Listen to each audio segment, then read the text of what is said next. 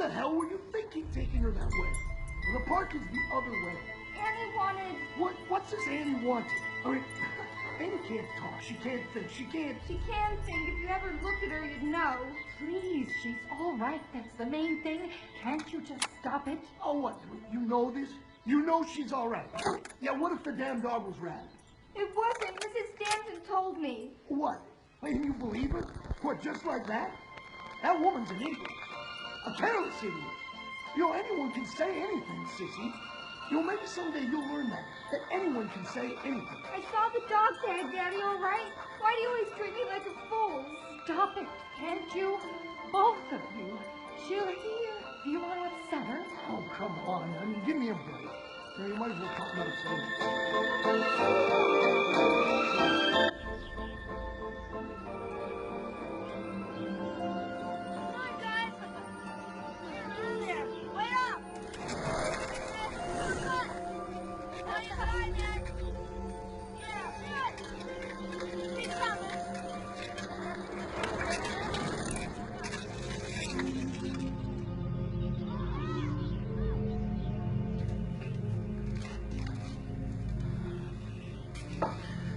I figured you could use something stronger. I knew I could.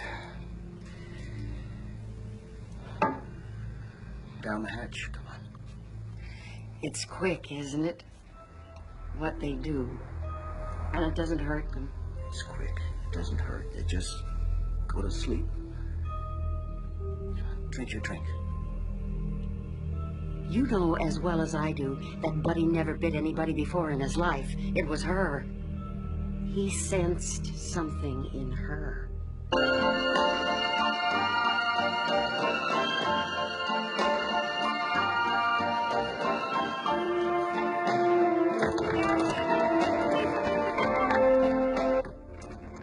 Annie, open this door now. Drink your drink. It'll make you feel better. I'm telling you, there's something wrong with that little girl. And I don't just mean that she's autistic.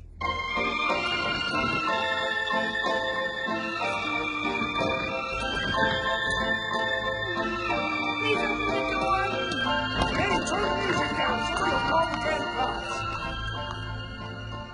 There's something about her that's wrong. And Buddy sensed it. Dogs know. Oh, you bet. Did you hear that? Music. Someone has it really cranked out there.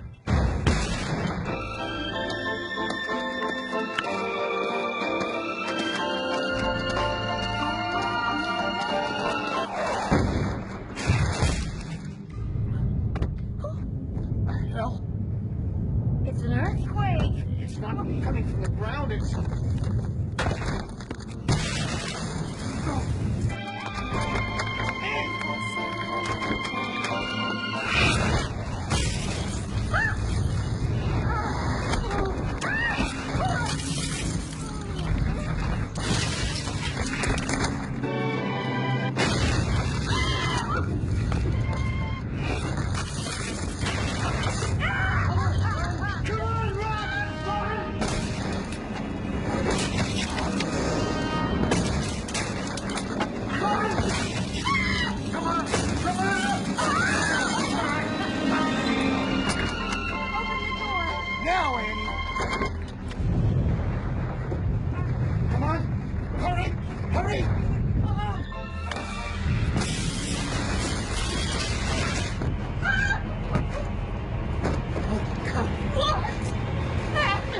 I don't know. Annie, let us in. Annie! Annie.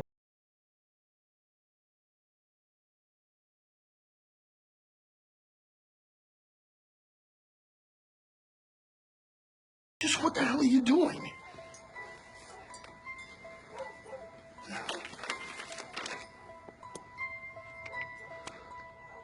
Sister, look at this.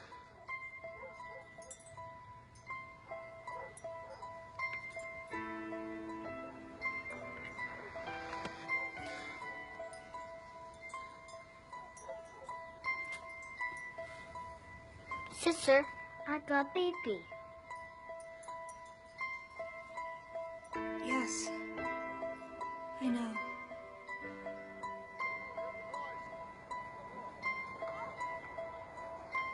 Annie, what have you done?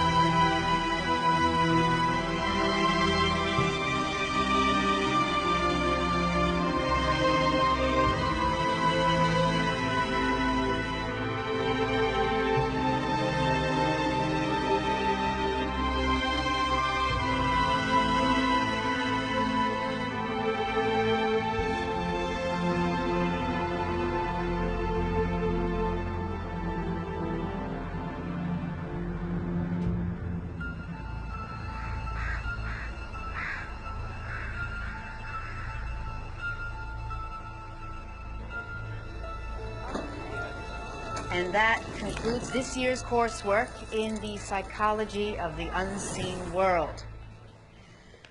I would like to leave you with 3 thoughts, if I may. The first is that the investigation of psychic phenomena is an honorable pursuit, in spite of the field's tattered reputation. The second is that reality is not always quantifiable. Our inability to count, weigh, sort, or photograph some things does not mean that those things are non-existent. Third, and most important, next week's exam will not be graded on the curve. Seriously, I thank you all for your attention, and to remind you of what someone or other famous once said, the truth is out there. Enjoy your summer. Professor Reardon, question, please. Question? Your question? There are rumors that you're planning a scientific investigation of Rose Red this summer, the Rimbauer mansion, a sort of psychic field trip. Is that true? You are? Kevin Bollinger, class of '03. I don't recognize you, Mr. Bollinger. Is that because the group is so large, or could it be that this is your first visit to our happy family? Actually, I'm a reporter for the campus newspaper. Oh, my sympathies, Mr. Bollinger. Well, is it true, Professor Reardon? And if it is, are you planning on using departmental funds or college general funds to finance your latest spook hunt? As any regular attendee of these classes will tell you, Mr. Bollinger, I am extremely interested in Rose Red. Talk about it all the time. I have a picture of it on my office wall, not to mention one of Ellen Rimbauer. But as Professor Miller can tell you, I have filed no request for either general funds or money from the department to underwrite what you term a spook hunt. If you feel like asking him to confirm that, he's right up there. A question of mine, Mr. Bollinger. Did Professor Miller perhaps suggest you stop by my class to pose your question instead of dropping by my office like a normal reporter? Never mind, Mr. Bollinger. Let's consider the issue closed, shall we? But you never answered my question. Thank you, ladies and gentlemen. Exam next Tuesday at 2 o'clock. I'll see you then.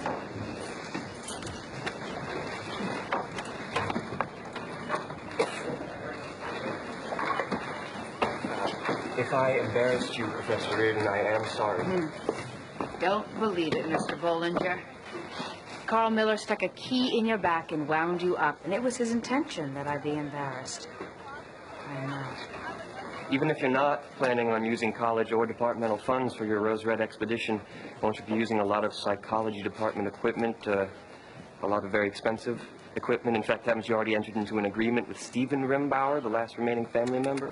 Good afternoon, Mr. Bollinger.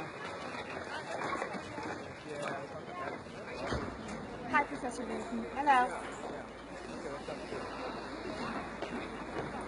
Well, Joyce, we have to discuss this. I think not. Well, we're going to have to discuss it sooner or later. You know, speaking for the department, I think I can say our patience with your shenanigans has grown quite short.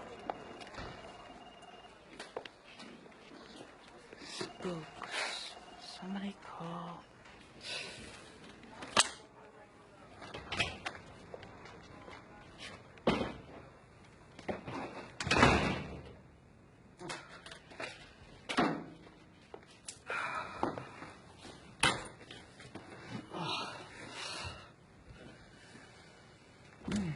Professor Reardon, I saw you come and I was wondering if we could discuss. Not now. My office hours are clearly posted. Can't you read? Oh, sorry. Wait, Miss Spruce, isn't it? Kathy Spruce, that's right.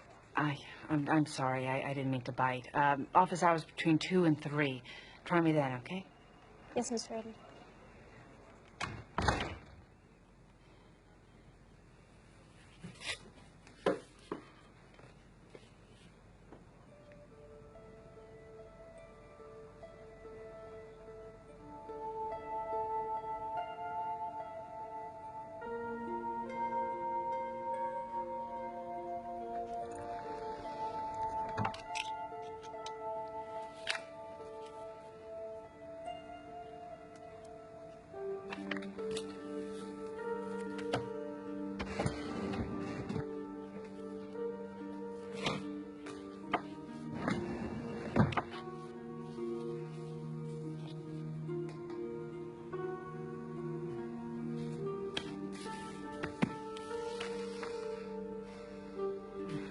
Out.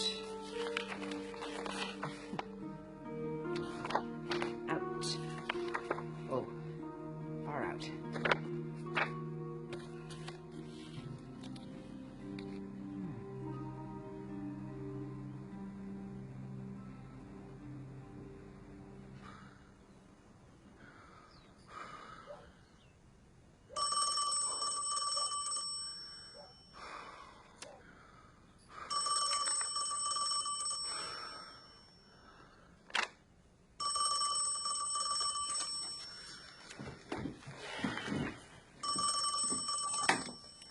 Waterman residence. Mr. Waterman, Joyce Reardon. Oh, hello, Miss Reardon. I've been meaning to call, but I've been, Joyce, please. I've been kind of busy. Well, I understand, but I'm finalizing my list of participants for my little Rose Red field trip, and I'd really like you in. Have you thought about it? Rose Red is a dangerous place to conduct psychic experiments, Miss Reardon. Joyce, as I'm sure you must be aware. Well, with all due respect, Emery, Rose Red is a dead cell. I'm sure it is. If you're not psychic. Well, I'm sorry you feel that way. I'll just let you get back to what you're doing, shall I, and move on to the next name on my list? I doubt there are that many. Not postcognates of my caliber. You might be surprised. Good afternoon. Wait. I didn't say no, did I? Didn't you? No. 5,000 is a trifle low. If you were to be offering a bit more, say 7,500, for instance. Mr. Waterman, Emery, please. 5,000 is my first, last, and only offer. And a generous one, I think, considering the fact that there have been no phenomena in Rose Red for 5 years or more. Since they stopped the tours and took away the fresh meat. Isn't that what you mean? Forgive me, but I find that ridiculous. In any case, the funding for this expedition is coming out of my own pocket. And 5,000 is all I can afford, so what do you say, Emery? In or out? All right, I'm in. But I warn you, if you want a videotape debriefing afterward, I get extra. That's fine, Emery. Memorial Day weekend. Mark your calendar. You send me a check, Joyce, and I will. Good day. Putz.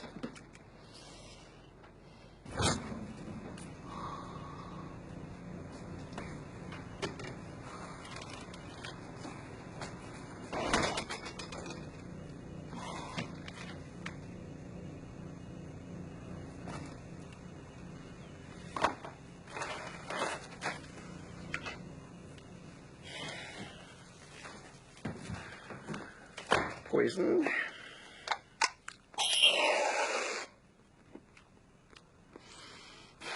Guess not.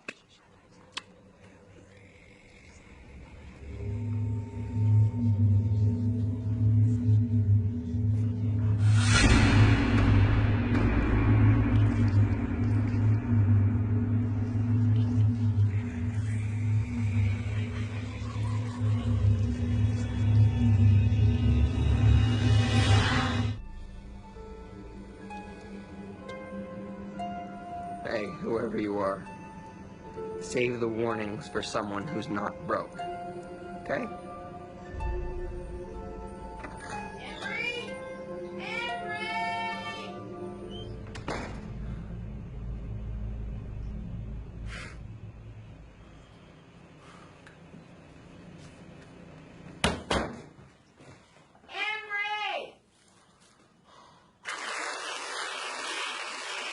Here you are. There's some more bags out in the car. They're going out of business at Griffin's. Everything's 25% off. That's too much cream. You'll make yourself fat. I beg your pardon? Fat. I'm already fat. Cream clogs up your arteries, Emmer. A little's okay, but that's too much. Get my things out of the car. I tell you, I made a killing. Mom, I was doing the bills just now. Well, what about the bills? A lot of them are past due. It's the credit cards, Mom. I'm very careful with the credit cards. I'm a very wise shopper. I'll get your stuff. Isn't this just the best bear? I'm gonna put him on the end of my bed with Hester and Fester. What rhymes with Hester and Fester, Annie? Hester. The woman from the college who wants to investigate Rose Red called again. See, something always turns up. God provides. I've always said so. Rose Red's supposed to be dangerous. If you take the usual precautions, you'll be fine. And we'll pray, of course. Were you able to get her up to 75? No, she's financing an expedition herself. Or so she told you, and you believed her, of course. You want to call her back? I have the number. No, a deal's a deal. One of the few sensible things your father ever said. Did you tell her it would be extra for interviews after? Physicals, EKGs? Yes. And no x-rays. They give you cancer. Now, run along and get my bags. Then you can have your pot.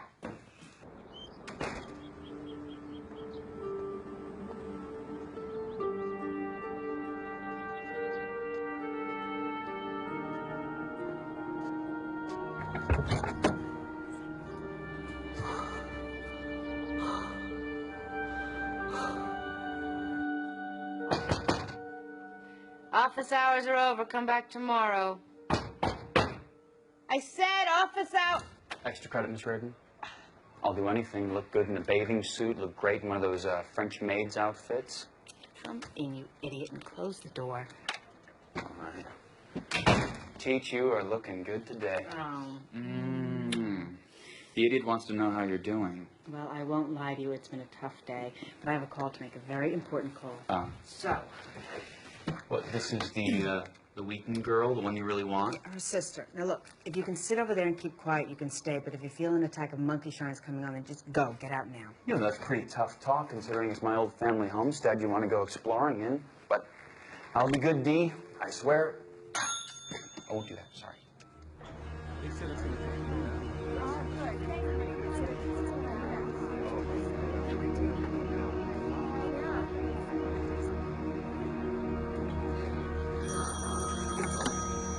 Hello? Miss Reardon? Yes. How are you? I'm alright, but do you know how hard it is to keep people away from a phone in this place? Also, I'm on my break, so let's make this fast. I could call you later. No, I don't think so. I still live at home. Be near Annie, and my father knows who you are and what you want. He doesn't approve. What are you saying? Annie won't take part? I'm saying that if I bring Annie to Rose Red, the chances are good that I could never go home again. That'd be alright with me, but Annie shouldn't be there without someone who understands her. Mm-hmm. And your parents don't? Well, my mother is scared to death of her, and my father... think my father hates her. What can I do? There's a school just outside of Tacoma for people like Annie. No, there's no one like Annie, I don't think, but it's a place for autistic teenagers. A good place. I might as well cut right to the chase, Miss Reardon. 5,000 isn't going to be enough. If you can promise 10, I might try to make this happen. 10,000 done. I'll bring the check to you myself this afternoon. Where do you work? No, you need to slow down. I just need to think about this. My time is short, Miss Wheaton. Please, call me sister, why don't you? Everyone does. Mr. Rimbauer has agreed to open Rose Red for my group over the Memorial Day weekend. It's only 9 days away. I need to know if I can count on Annie. In fact, I'm having an orientation meeting this Monday night for the participants here in Windsor Hall of the university. It would be great if Annie could join us. You understand that if Annie goes to Rose Red, I go too, don't you? That's fine, of course. When can I know, Ms. Wheaton? The sister. I might be able to scrape up as much as $12,000 if, that is, if you could make a solid commitment to the expedition right now. I can't do that. Goodbye, Miss Reardon. Wait, when can I expect to hear from you? I'll be in touch. Wait, the orientation, Monday night? I don't know. I don't think so. $10,000, $12,000. You know, I'm starting to think I sold the old family homestead cheap. You didn't sell it. You're renting it for a single weekend. I've got to have her. I've got to have Annie Wheaton. Why? I've got the makings of a good group here, but they're candles. Annie Wheaton is a searchlight. If anyone can wake up Rose Red, she is the one. I told you this before, Dee. Waking up Rose Red is not a good idea. I want Annie. I want Annie Wheaton.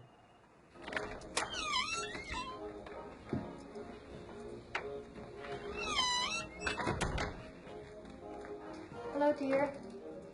Hey, Mom. Hi, Dad. Long day, you look tired. I'll microwave you a TV dinner. Oh, no, it's okay. I had something to eat at the restaurant before. Is Annie okay? Annie's fine. Yeah, wearing out her ears again. Not to mention ours. If it isn't a summer place, it's that other crap. Pennsylvania 6-9,000 in the mood. Same two over and over all afternoon long.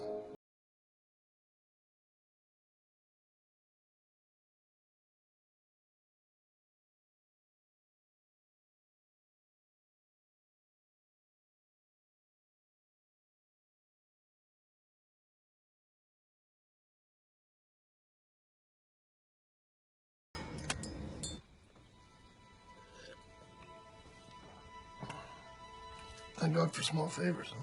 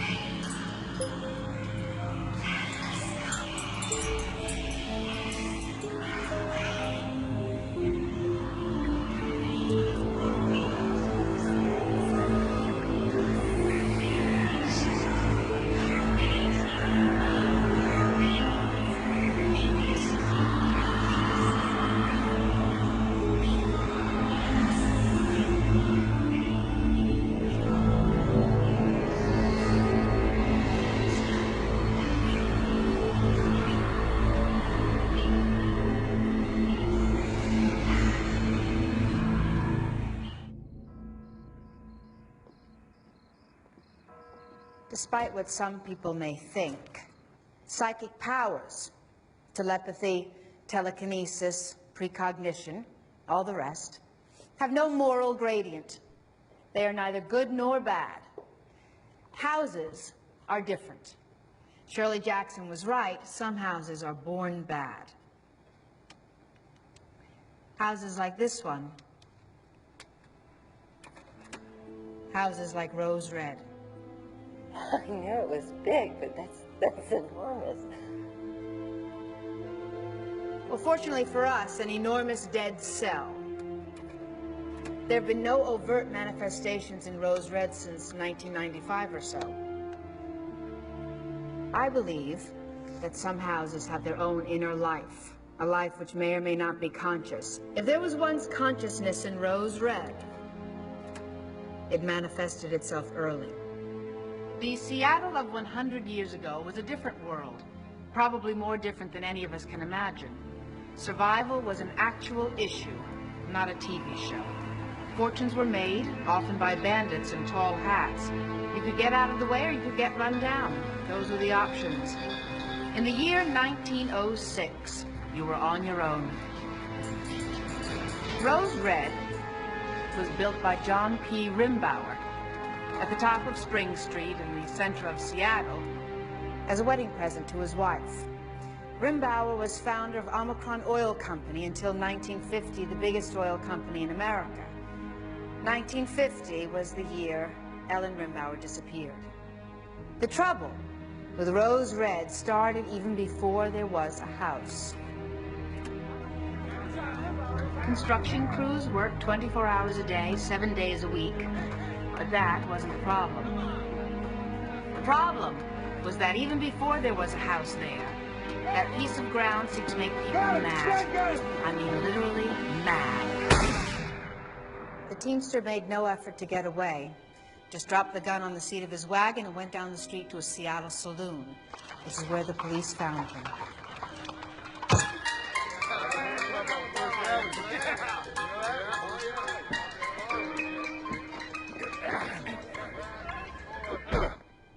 Teamster's name was Harry Corbin. When he was tried, he claimed he remembered nothing from breakfast that morning till the time when he woke up in a jail cell with a knot behind his ear. The judge didn't believe him, and neither did the jury. He got 25 years.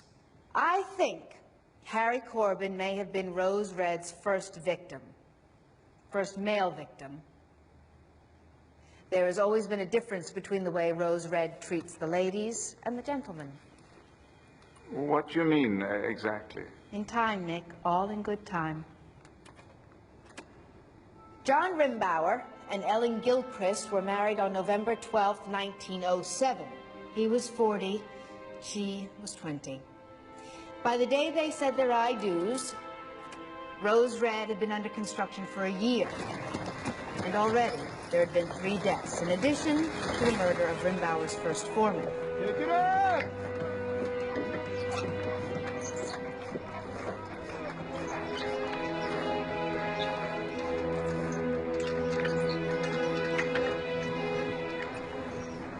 One man was decapitated by a sheet of falling glass. Another fell from a scaffold and broke his neck. And the third choked to death on a piece of apple. This is the way Rose Red looked when it was completed in 1909. And in case your memory needs refreshing, this is the way it looks today.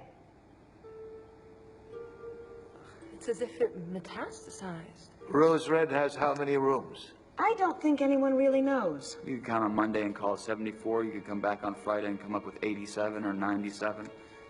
That's impossible, isn't it? That's Rose Red, sweetheart. How many people have actually disappeared there, Miss Reardon? Surely there must be an accurate account of them. 23 since the end of the First World War. You'll forgive me if I say I find that almost impossible to believe. Of course you do. Anyone would. But I assure you it is true. 5 men and 18 women. Rose Red has always been particularly fond of the ladies. Please, remember, we are speaking of a house which has fallen dormant. Better be, because $5,000 isn't enough if it isn't. Well, when was the last disappearance? 1972, almost 30 years ago. And as I said before, there have been no observable phenomena since... Who was it? The last one? Pam, we've got a lot of ground to cover here. I hardly think we need to focus on... A woman on the Historical Society's annual tour. She was with the group when they went upstairs.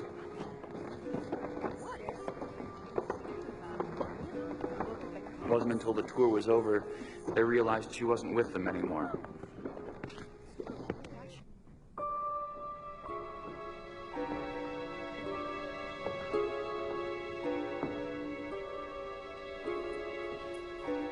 Sir. They didn't find her, but they did find her purse. Finished? Yeah. Thank you. The lady's name was Liza Albert, and since her disappearance, the house has been closed to tours. With no psychic energy for the house to feed on, it seems to have fallen into a sleep, then a coma, and now... It's a dead cell. Exactly. I wouldn't bet on that if I were you. Rose Red wasn't finished by the time John and Ellen got married, but they were in no hurry to set up housekeeping. They passed the time with an enormous leisurely honeymoon. They were gone a year.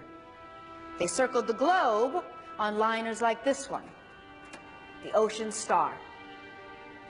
John Rimbauer's favorite part of the grand tour was Africa. Ellen didn't enjoy it quite as much. In fact, she nearly died.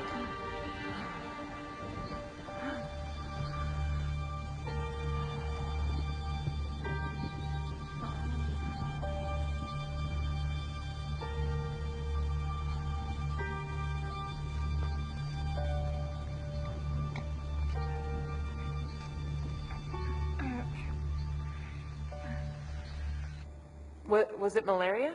Probably not.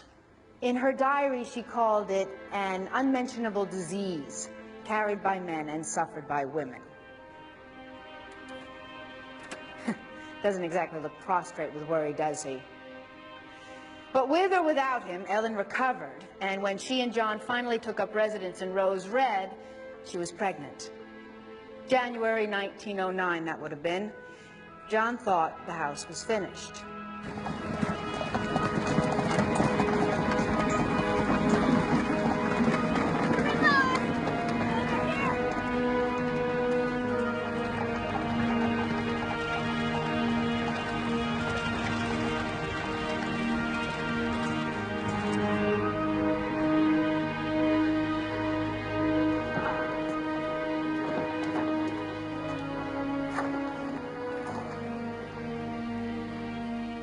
How beautiful you are, Rose Red.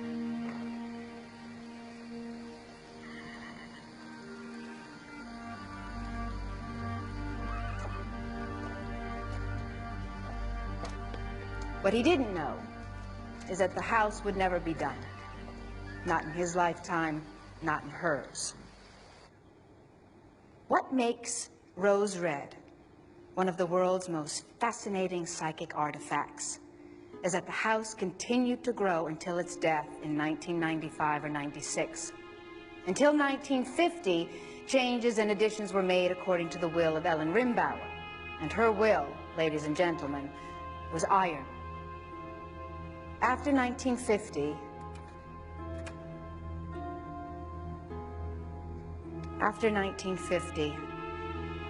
Rose Red grew on its own.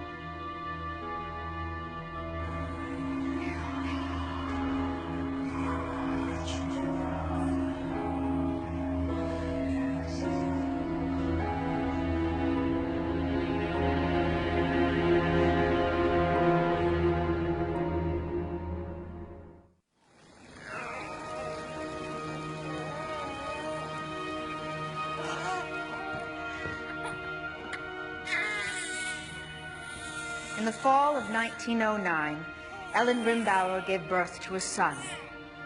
Grampy. Your grandfather, really? Yeah, I'm afraid so.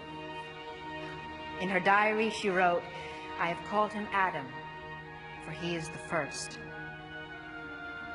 Zucchina, the woman who came back from Africa with her, saw her through the labor, which was difficult.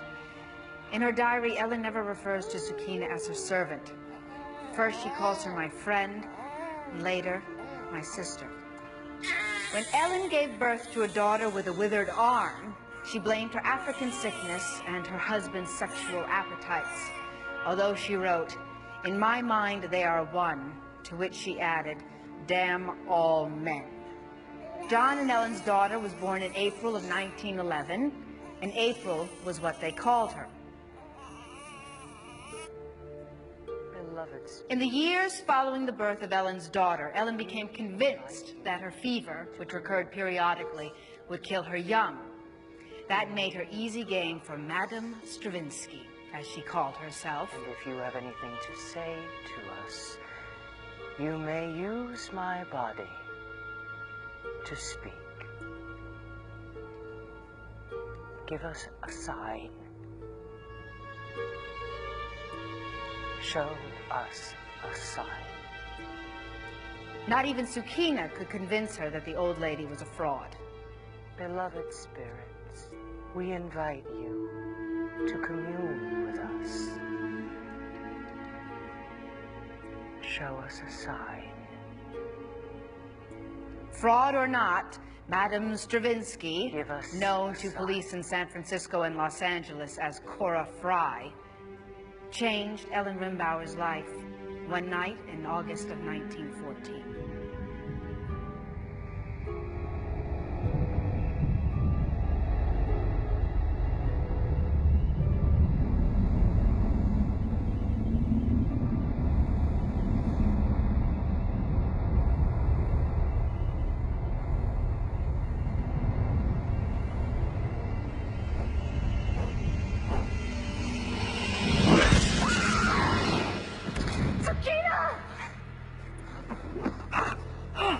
You must build. What did she tell her? She said Great Graham wouldn't die until the house was finished. Great Graham told her it was finished, and Madam S told her it isn't finished until you say it's finished. Until you say. Ellen took it seriously. Probably she was right to. Everything else aside, she never had another attack of her African fever. Oh, he was psychosomatic in the first place. Probably just PMS, right, Em? I wouldn't be at all surprised. A new wing, the first of many, started going up the next week. What did her husband have to say about that? Nothing. She gave him a son in 1909, a daughter in 1911. The girl had a withered arm, true, but the son was fine and well, and it was the son John Rimbauer cared about. In his mind, I'd say Ellen had fulfilled her function and could pretty much do as she liked. Would you agree? Yes. Besides, he had affairs of his own to tend to.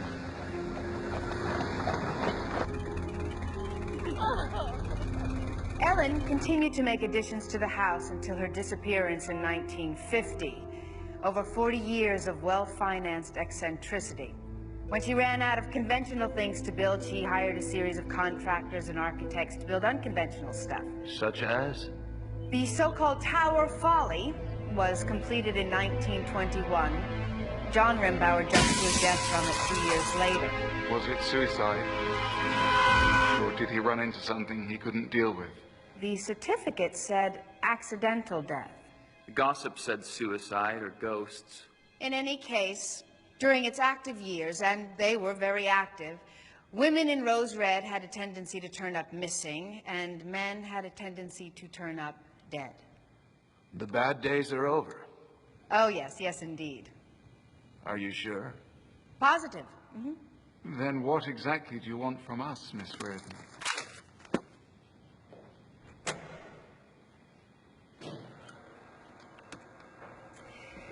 First off, let's all get on a first-name basis, shall we? That'll make things a little less difficult. This can be a difficult field. People either don't understand our goals or refuse to credit our findings. Some people are actively cruel. And Research goals?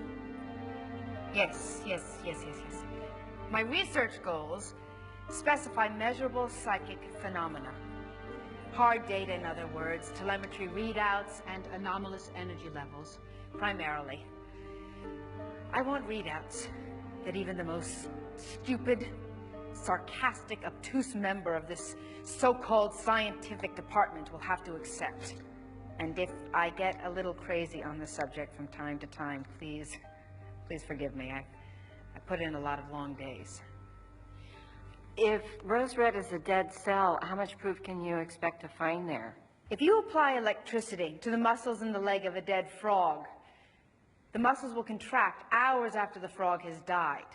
You people are my psychic equivalent of electricity. My goal is modest.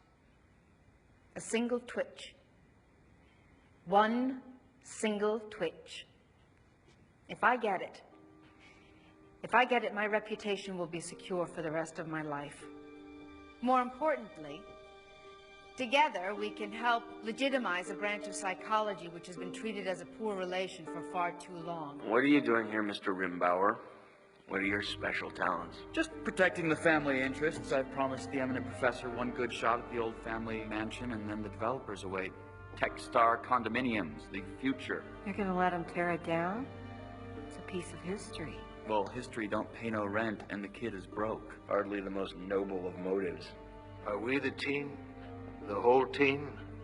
She hopes not. Beg pardon? I was hoping for one more, but that's starting to look iffy. If I have to make do with you five, then I'll count myself lucky. I'll see you this coming Friday at 2 p.m. sharp, and I'm sure it will be a Memorial Day weekend to remember. And now if you could all please come here and join me. I'd like to close with the circle.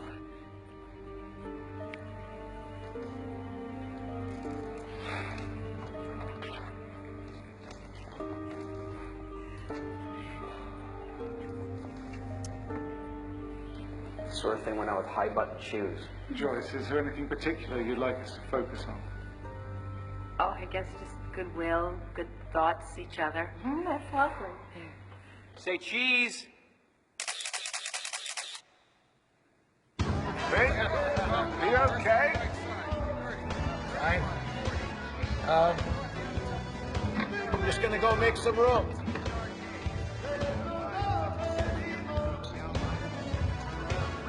He looks a bit gray about the gills. No.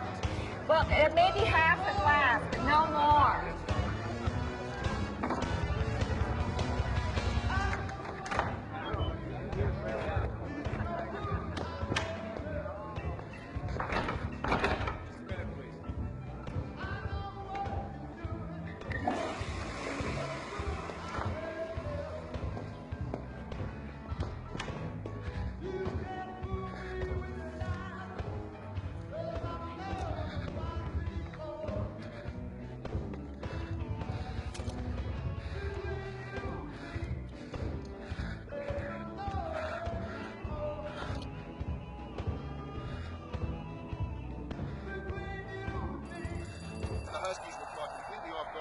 Side blitz.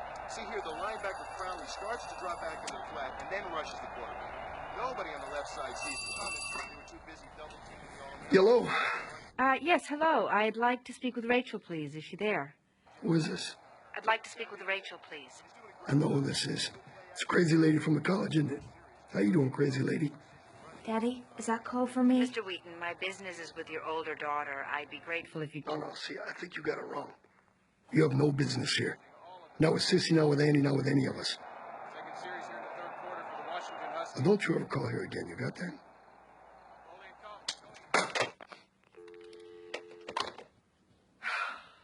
Daddy, that was my call.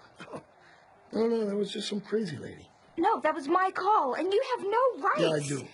As long as you live in my house and you eat my food, I do. Stop it, both of you. I know what the crazy lady wants. Just like I know that you've been talking to her behind my back. And let me tell you this, Annie's not going anywhere near Rose Red.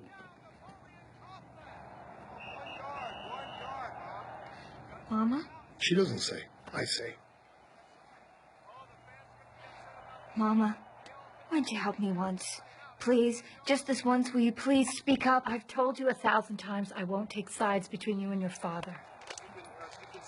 Mama. What about Annie's side, the GAT school? What planet are you living on? What, you gonna put her in the GAT school with $5,000? Professor Reardon has already promised 12. I knew she was a crazy lady. What's your excuse? 20 grand's what it would take. 20 grand at least. A year. Rose Red is famous. Something happens while we're there. It could be worth a fortune to Annie. You're sure? You know, I can just see her on her album, huh? Hi, I'm A. Wheaton. I'm going to tell folks all about a haunted house. Stop it. Don't you mock her. I am saving her from crazy lady number 1 and crazy lady number 2. Now, that is it, sister. When this case is closed, I'm not going to hear any more about it.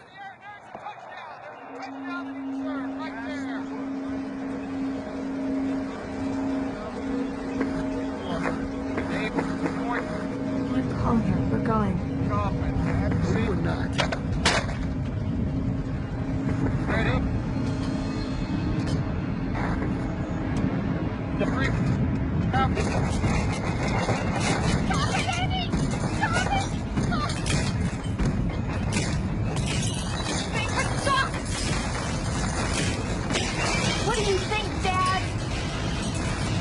What do you think Annie wants?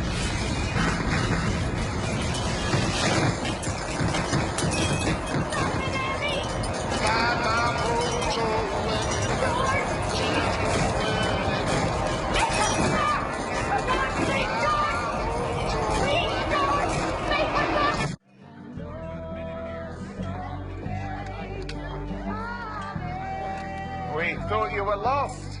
No, just misplaced. May I propose a toast? Sure. To Rose Red. Rose Red.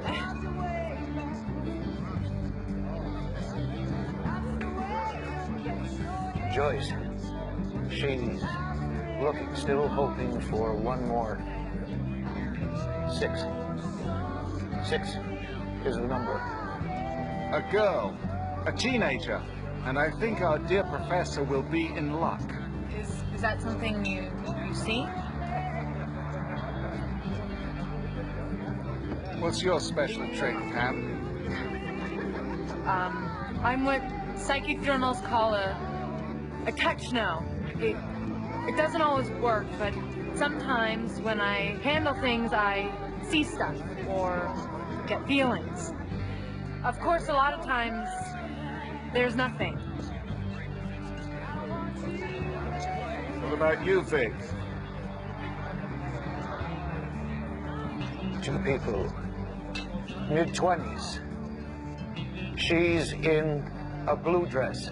He's in jeans. He's blonde, over-golded. He's got a case of Roman hands and Russian fingers. What in the world are you talking? What? Très chic, n'est-ce pas? You're precognitive. I can tell a hawk from a handsaw when the wind's in the northwest. What about you, Kathy? Oh, I'm an automatic writer. A Ouija board. Yes. Well, but I don't like the Ouija board. The channel's too wide, and sometimes what comes through is very unpleasant. This is better. Sometimes it's precog, sometimes it's astral. Mostly it's just people to people. Someone concentrate hard. You, Pam. Oh, okay. Let's see. Okay.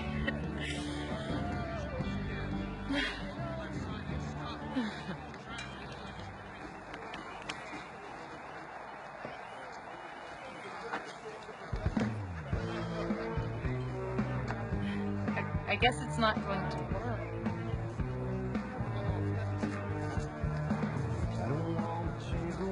Steve?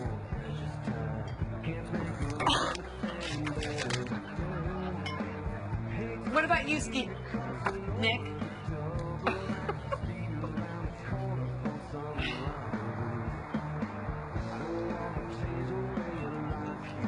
He calls her D. Now, why does he do that, I wonder? Nick? Oh, I do a little of this, a little of that. You know, sometimes I get lucky and things turn out all right. What about our new friend, Emery? What do we know about him?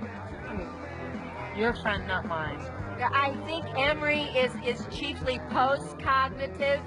He sees the past. Not the most comfortable of talents. Here's to good thoughts, goodwill. Good thoughts, goodwill.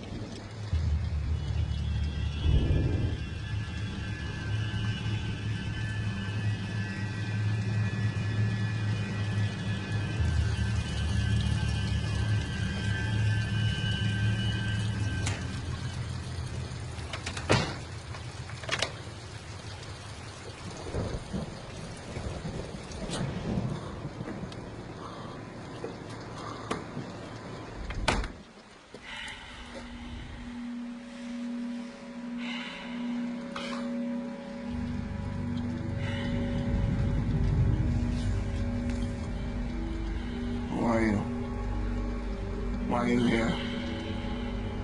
Where are you from? When are you from? Is it rose red?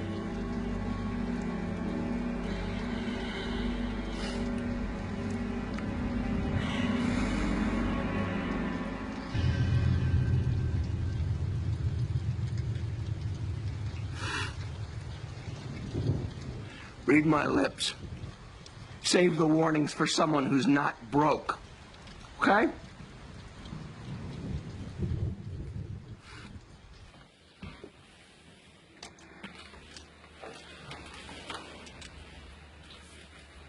I remember that day. She was happy, wasn't she? We all were. Oh, man. Did you look at this? Huh? Yes, those were the days, huh? Ignorance is bliss. Daddy, what Annie is isn't anyone's fault.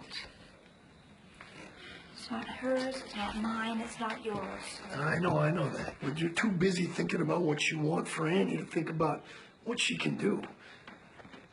I mean, have you forgotten what happened after she got bit by the Stanton's dog? How the stones came down? Or what she did to those pipes? After what she did tonight, how can you have any doubts about what she wants? Sweetheart, taking Annie into a genuinely haunted house? I mean, that's like using a cigarette lighter to see how full your gas tank is. It's a chance. That's what you don't understand. It's a chance for her to get out. And for you to get out from under.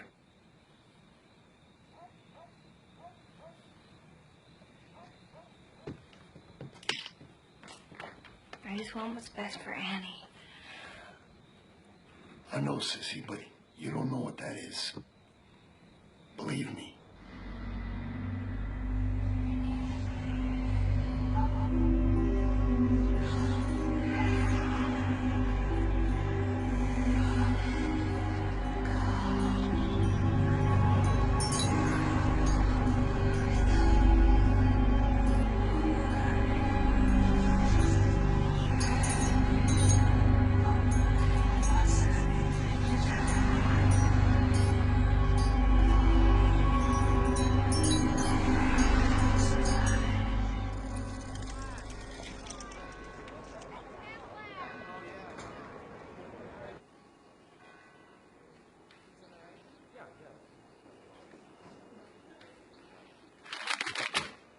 Jane, you can't do the same to the other 40,000 or so, hmm? People read it today and line their kitty litter boxes with it tomorrow. I think they'll remember the photo. Some will very likely take it out for inspection the next time a university bond issue comes up before the voters. See, a photo like this could put 100 worthwhile programs to beggary. But what do you care? Do you have a point, Carl? If so, please get to it. I have a lot to do. Crystals to polish? Ouija's to wax? Did you put that kid Bollinger up to this? You did, didn't you? You told him where to go and when to point his camera. Your paranoia is showing. Ah! Oh, it's a nasty little cut. Well, listen, I'm afraid I have a bit of bad news for you, old girl. I'm not old, not yet, anyway. And I'm certainly not your girl. What are you talking about? The executive committee's been in session regarding tenure. What? Why? No one in the department's up for tenure. The only thing they could...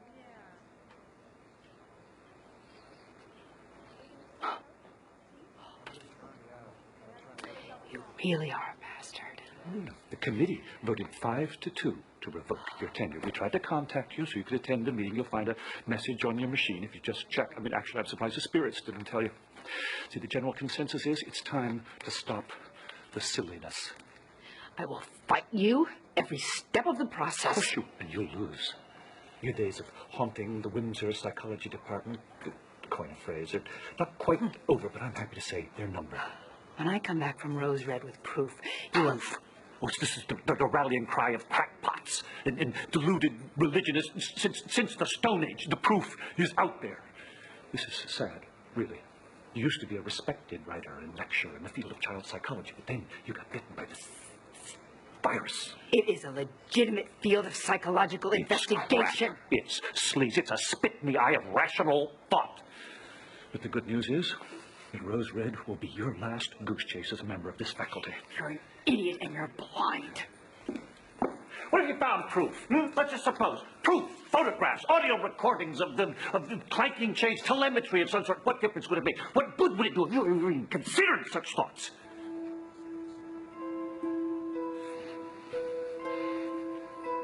I feel remarkably well today, Carl, despite of all your crap. This is the world we live in and experience with our 5 senses. Skin, smooth and rational. Every cause has its effect, and every effect can be predicted with the right database at hand. But there's a world under that world, Carl. Blood under the skin. That's what rationalistic asses like you never see.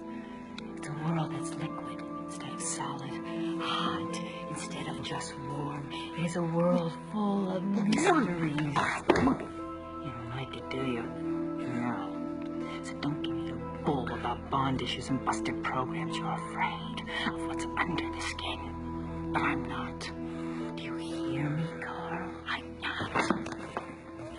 You've given me something. Oh, yeah, that's what it comes down to, doesn't it? The bottom line. You're afraid of catching something. Go on, get out of here. Go wash your face, and then you can trot on down to the infirmary and get an AIDS test. When this semester's over, you're done here. You hear me? You're done here. When you finish teaching, I'm going to see to it. You're crazy. You're totally insane. Good day, old boy.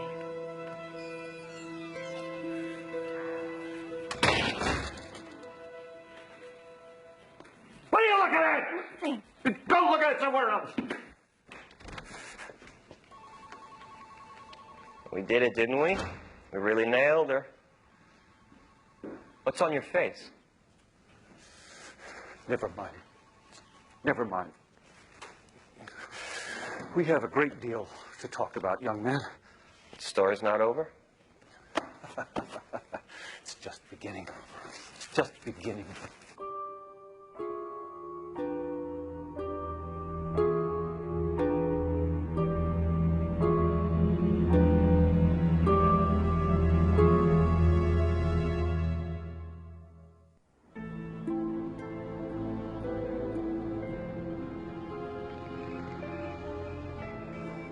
From the Department of Questions Better Not Answered, if a tree falls in the forest and no one hears it, does it make any noise? Who cuts the barber's hair? Who leaves money under the tooth fairy's pillow? How come no one realizes Clark Kent is just Superman wearing glasses? If I didn't own Rose Red, would I be in bed with you right now? Hello? How was your day, dear? Give it back. How was your day? Or would you prefer I just rolled over and made myself small? Well, they revoked my tenure. Carl Miller dropped by the office to give me the news himself. Wait, can they do that? Maybe. Probably. Bollinger's article in the paper made us look like the stupid family, with me as the head stupid. Want to turn off your light? Well, you know, you're pretty damn calm about it. I heard from Sister. She accepted the $12,000 I offered. When I come back from Rose Red with hard data, there'll be 4 dozen universities willing to hire me. First, though, I'm going to write a book. And it is going to sell 8 gazillion copies. You know, I once heard you say that the only certainty when dealing with the paranormal is that nothing is certain. What if you spend 3 days in Rose Red and nothing happens? But it will. Annie Wheaton is my guarantee. She's, let's just say she's one of a kind. You know, Rose Red is not a true dead cell. Annie's gonna wake it up, Steve. And if you would just let the house stand for another 6 months, the research possibilities... No, it's coming down in July, and I can't wait. I cannot wait. How can you hate it so much? It eats my relatives. Or I'm sorry. Did you miss that in your research? Just that it means a lot to me. Yeah, too much maybe. Yeah. You're gonna need some downtime when this is over, some serious R&R.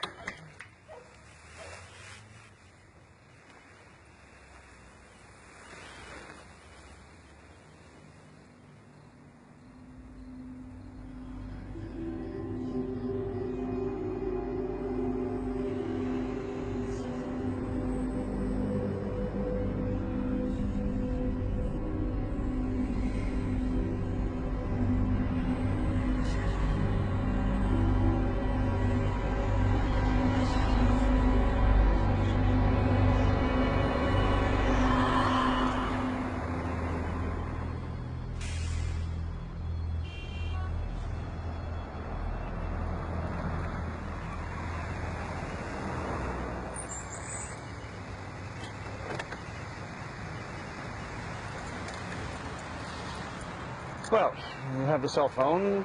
Right here. And you got plenty of film. Of course, I have plenty of film, but I don't know if this is such a good idea. Well, don't tell me you're afraid. No, of course I'm not afraid. It's just big. What if I get lost? Oh, Kevin, you know, you're about to step out in the real world. Just a couple of weeks. That's where you're apt to get lost. But you nail this story. You can write your own ticket. See, I thought that's what you wanted. Why don't you come in there with me? Well, I do have a few things to do, like running my department, overseeing finals. You just call me when you get the pictures, and either I or my wife will come get you. She can't stand that weird bitch on there. If they catch me in there, they're going to tear me apart. You know that, don't you? There's no reason why they should.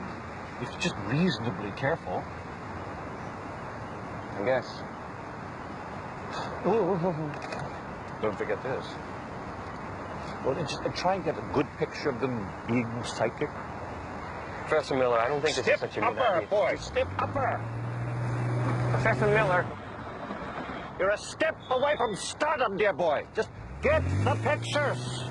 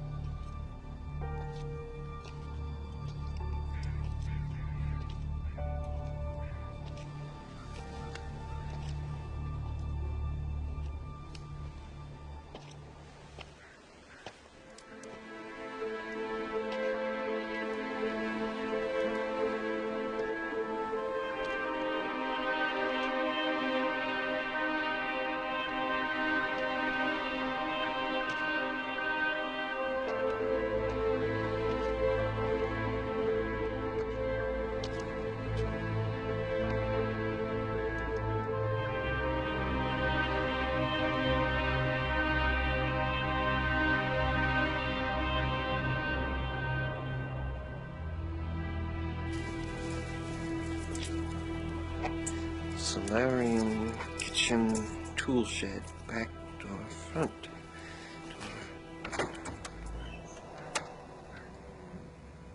Oh, hey, I thought this house was empty. You would be Mr. Bollinger, I believe. The reporter. Yeah, I'm Bollinger, but how did you know? Come in, sir. You're expected.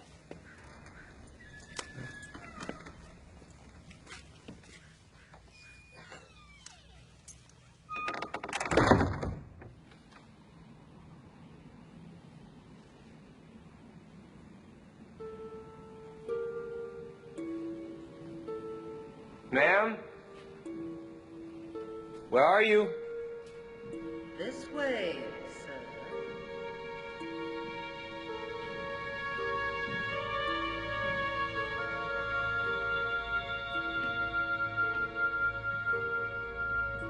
Hello?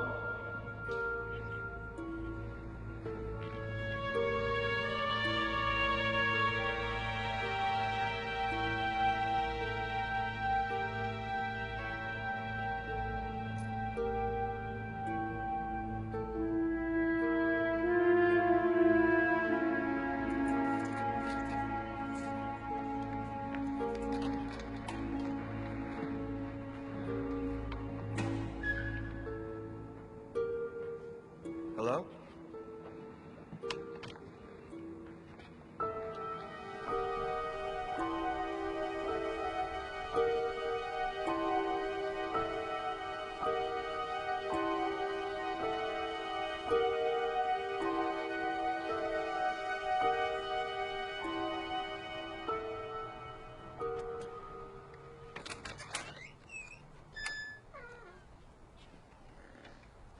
Ma'am, I seem to have lost you.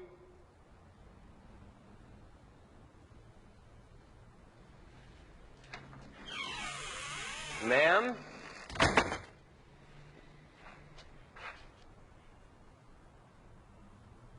Is anybody here?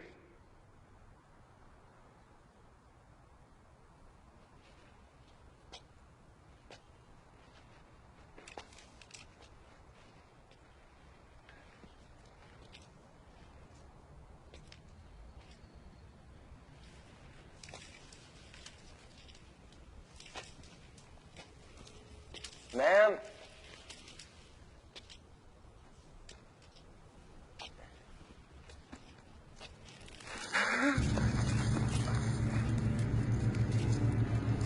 Screw this.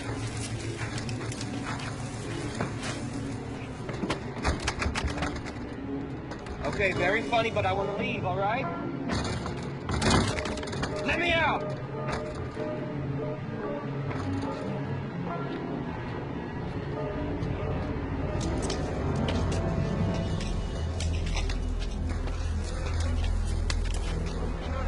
Hey, I could use a little help in here. I'm in the greenhouse.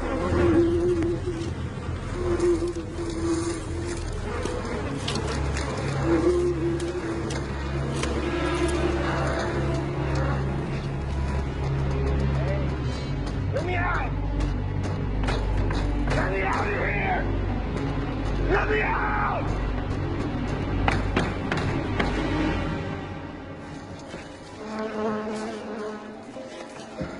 I'm out of here.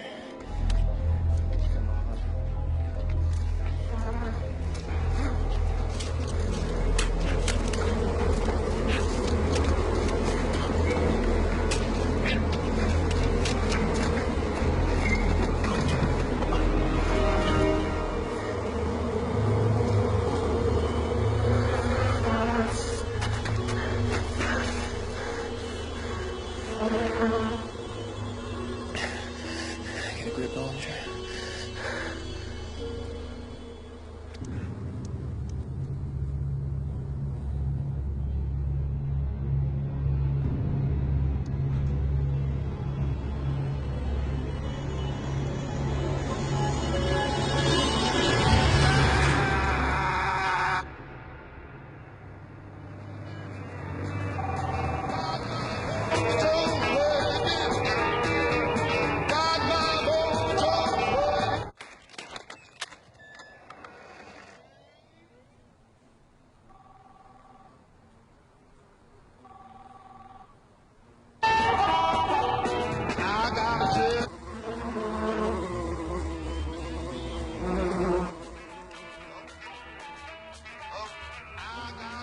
Who's this? Bollinger? Bollinger, is that you? Hello?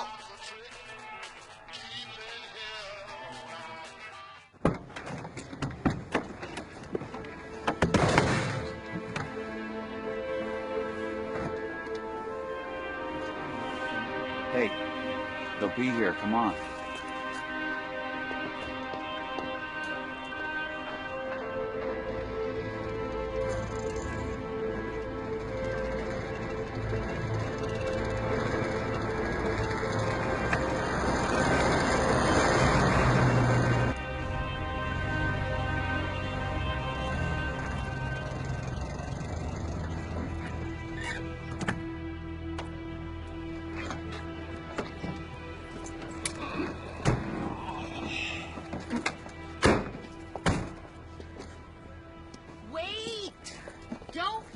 me chase you, Emmy?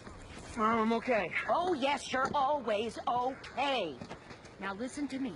If anything happens that you can't handle, anything beyond a few telesmic manifestations, call me and I'll come and get you. I will, Mom. I have to go. You call me anyway, so I know you're all right. I will. I always do. I have to go. They're waiting. Well, let them wait. They won't do much without you, huh? Now turn around. Mom. Turn around. And stay away from that blonde girl. She looks like a tramp. Now give Mommy a kiss. Oh, you're all over lipstick. Fix yourself.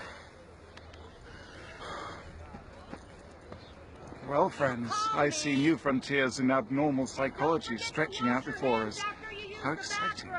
Especially if you move your bowels. Gosh, the day before summer camp must have been a busy time in the Waterman household. Shut up. Off to the house on Haunted Hill, I see. Oh, and with about $100,000 worth of department equipment, I guess. I've got all the proper paperwork if you want to see it signed in all the proper places. Oh, signed by Rogers. When I was on vacation, he was acting in my stead. It's very clever of you. Is there a point to any of this? Oh, I'm just trying to be pleasant. If you'll excuse us, Professor Miller, we're in a bit of a hurry. Oh, yes, of course. Places to go. Ghosts to bust. Isn't that right, Mr. Rembauer? Yeah, more or less. Yes. Well, do try and keep the equipment in one piece. Good luck. The spirits have done it all in one night. Hmm? That's what Scrooge says when he wakes up a changed man. That's what Miller made me think of. Scrooge on Christmas morning.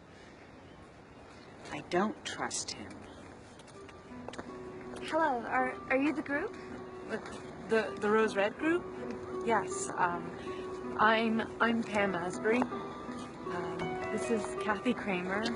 Hi. Victor Kandinsky. Vic, just Vic. Nick Hardaway. And Emery Waterman. And you must be... Oh, I'm Sissy Wheaton, and this is Annie. I was sure we were going to miss you guys. The traffic was just horrible. And... We're very glad you didn't. Sister. Or do you prefer Rachel? Oh, either is fine.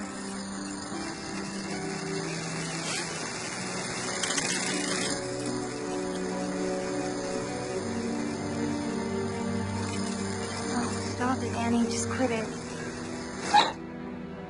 God, she's retarded. If you keep your psychological evaluation of Miss Wheaton to yourself, then we won't ask you any embarrassing questions about your relationship with your mother. Chin chin. Folks, I think we're ready.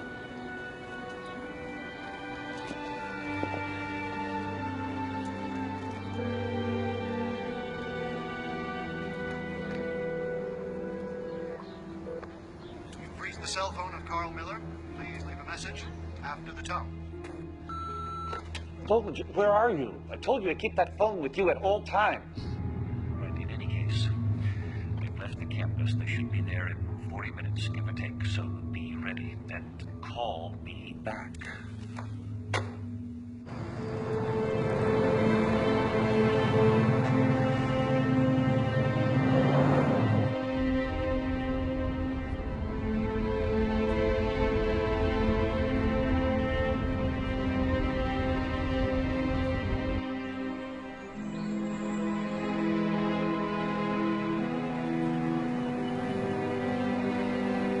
There she is.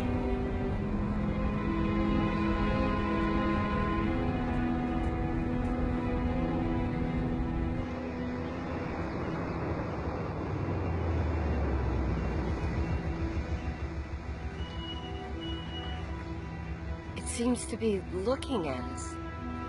It is, Kathy. It is.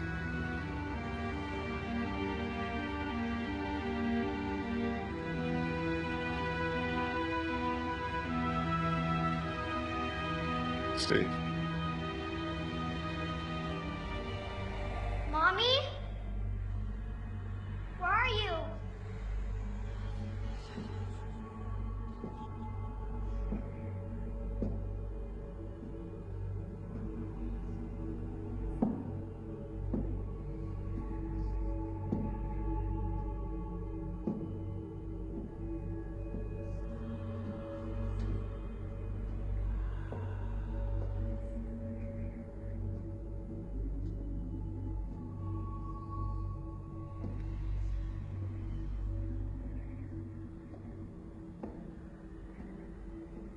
Mommy? I'm scared. Where are you, Mommy?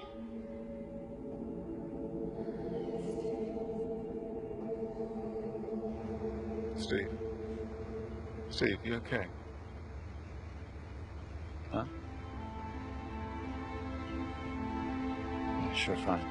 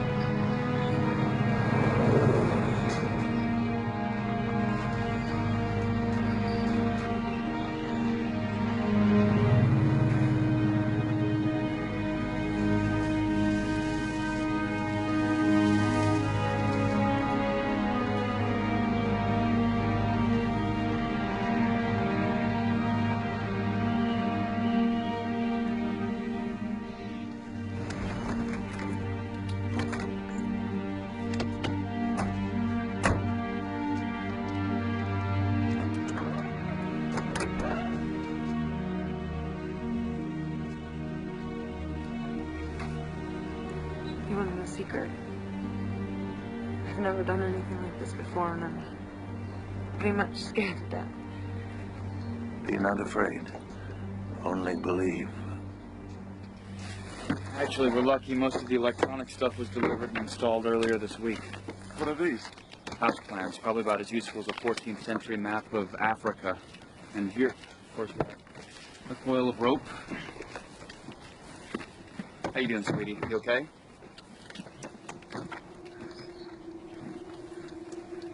Mommy? I'm scared.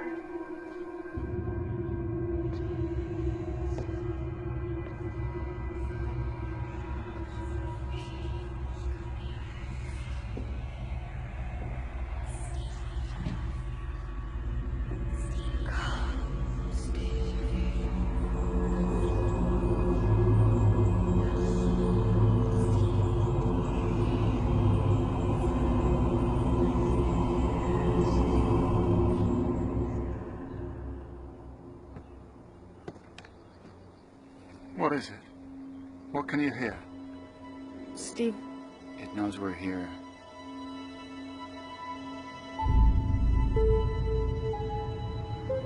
It wants us here.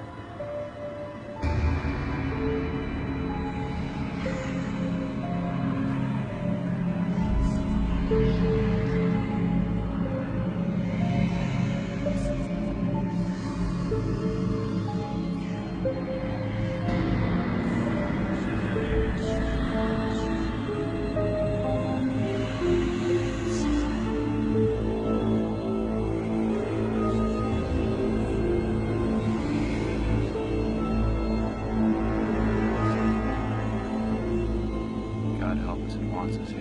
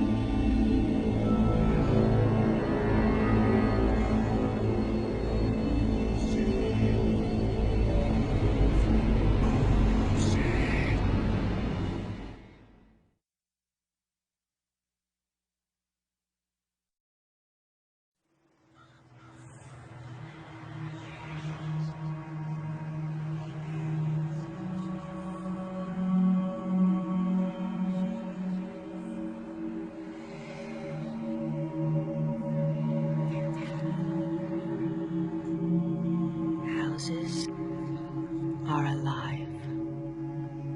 This is something we know. News from our nerve endings.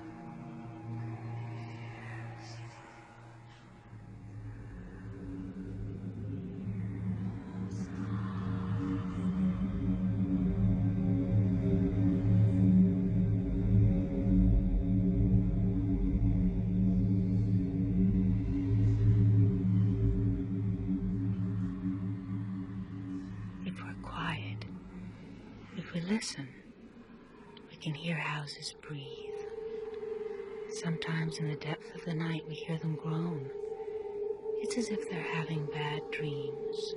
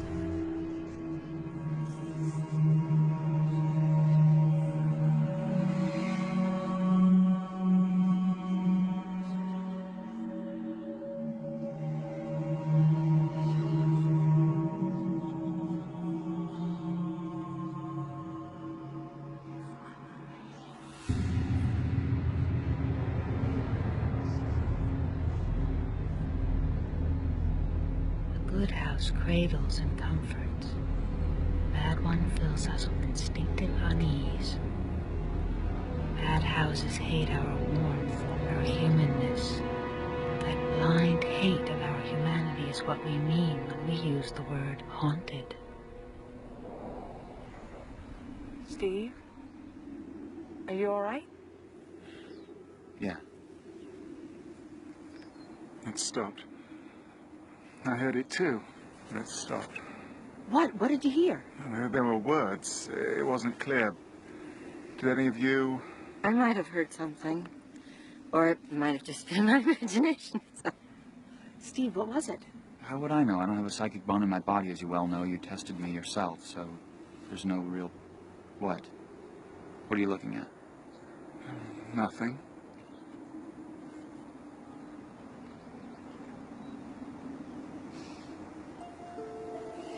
Pam! Can you come here?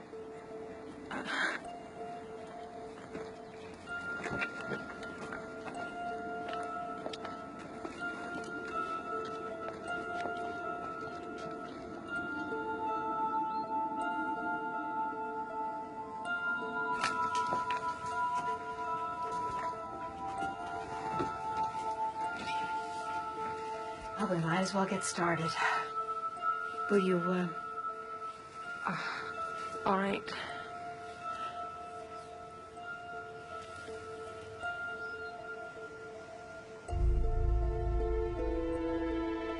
Dennis, old boy, why don't you come and give us a hand? It seems to be the butler's day off.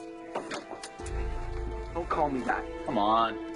For $5,000, you can at least carry a couple of boxes, can't you? I'm not being paid for my services as a porter.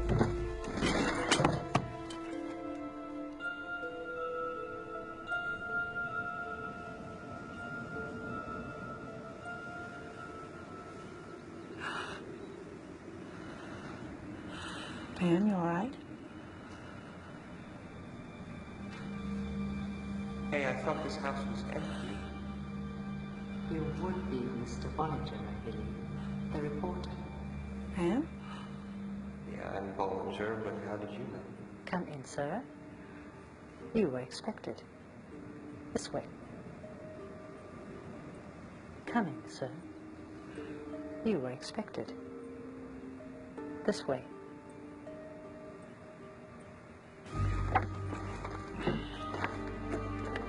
How old were you when you got lost in that?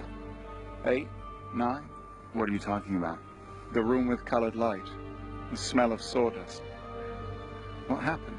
What did you see? What frightened you? I don't know what you're talking about.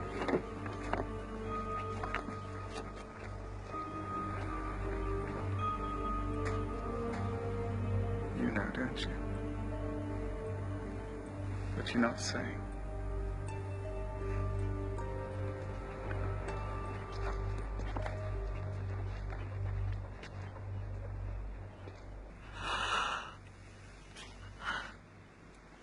What is it? It's cold, just cold metal, that's all. No, but you spoke. There was something there, but it's gone. I didn't like the way it felt.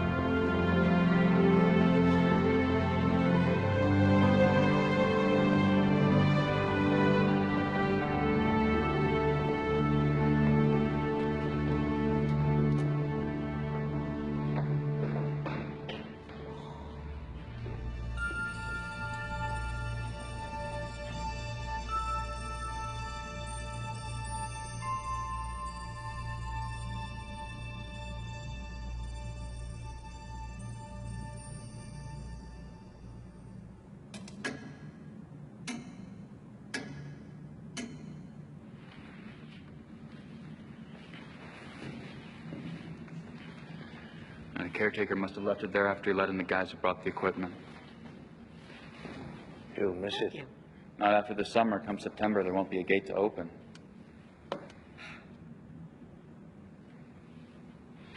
There's a flashlight for each of you. I suggest you keep it on or near you at all times. Yeah, the power's fine most of the time. And if it goes out, I don't suppose looking for the fuse box does much good? Nope. Neither is calling Puget Sound Energy. What about your equipment? Well, if the power goes, everything in mine switches over to batteries. I think we better get started.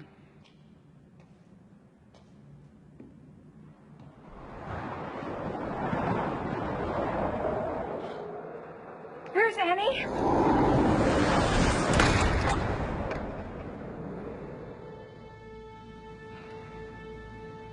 She's wonderful.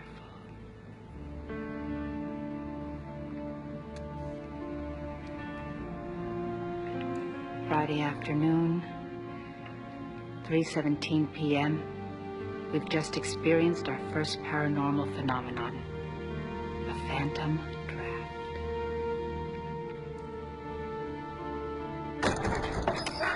The only thing I insist on is that you don't go off exploring on your own. The geography of Rose Red can seem unstable. Well, maybe we should double up on sleeping arrangements. I don't mind sharing with Kathy, or the three of us could go in together, like summer camp. I'll sleep with Emery, and after midnight we'll raid the fridge, won't we, Anne? No, the bedrooms are perfectly safe. The important thing is not to go off wandering.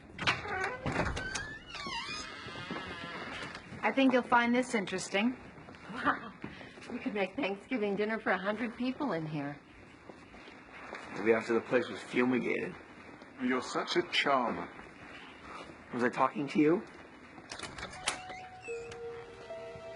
Ellen Rimbauer called this the health room. We call it a solarium. railroad executive named George Meader, friend and drinking buddy of John Rimbauer, died in here just after the end of the First World War. According to a doctor, he was stung by a bee, died of an extreme allergic reaction.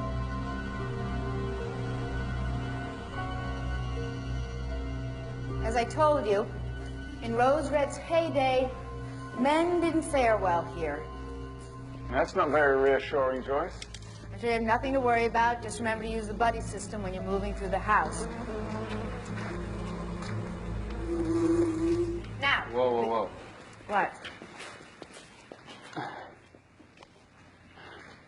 What's this? Did the caretaker leave that too? I doubt it. Well, then who? Press redial and see who answers.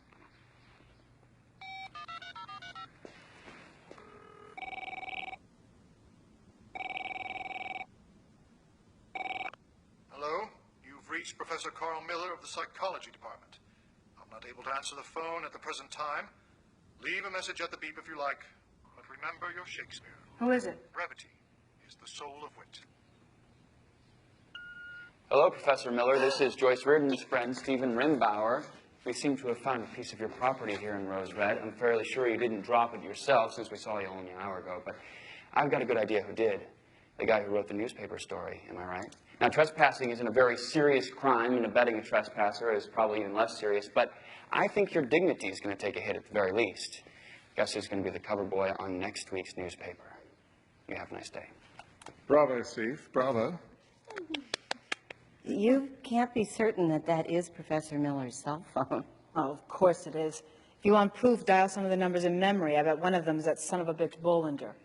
If the reporter had the phone, where's the reporter? Maybe the house ate him. Isn't that what it's supposed to do? Eat people? Probably something frightened him, the sort of thing neither he nor Professor Miller believes in, and he just ran off. Perhaps he's still in the house. Well, if he is, then we'll find him. Come on, folks, let's... Joyce, are you sure we shouldn't, notify somebody? Why should we? If Bollinger's here, he's trespassing, just like Steve said. And if we call the cops, then we're apt to find ourselves with half a dozen police tromping through the house and roiling up the atmosphere, and then he'll win. That pig Miller will win in spite of everything, and I can't have it. Okay? I just won't. I can't. I won't. It's okay. He doesn't get to win. And if we find Bollinger, we can give him a cup of tea and a good spanking and send him on his way.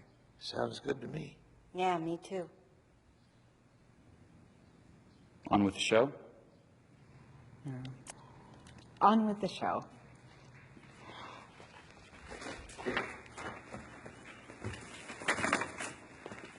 It's a pity no one kept up those vines. Yeah, well, there hasn't been a full-time groundskeeper at Rose Red since Omicron oil fell off the big board a quarter-century ago. I believe we're lingering in the kitchen because Joyce wants to tell you about my great-aunt April. Go on, Joyce. Are you sure? Sure, I'm sure. I mean, that's what we're here for, right? Besides, it was all before my time. Go on. Now, April was 6 years old when she disappeared. Her brother Adam was away at boarding school. Boarding school at 8? Ah, it was Rimbauer's idea. Oh, Ellen ranted and raved. But John, at least this time, put his foot down and kept it down. He didn't trust Rose Red even then. This was the last place April was ever seen.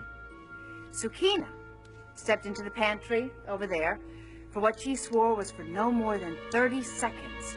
When she came out, April? April, honey, where are you? April?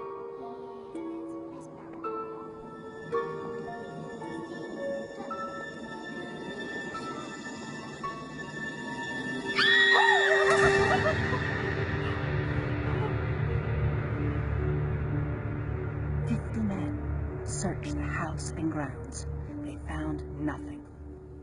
Not so much as a lock of hair or a thread from her dress. Great-grandfather was convinced Sukina had something to do with it, so he had her taken downtown. Ellen objected in the strongest possible terms, but John respectfully declined to listen. Ellen, stop it! Please, John! Sukina! Sakina was taken to the sort of small basement room you can probably imagine and questioned for 50 hours. No sleep, no food, no bathroom breaks, no mercy. I don't know. She was gone. I don't know.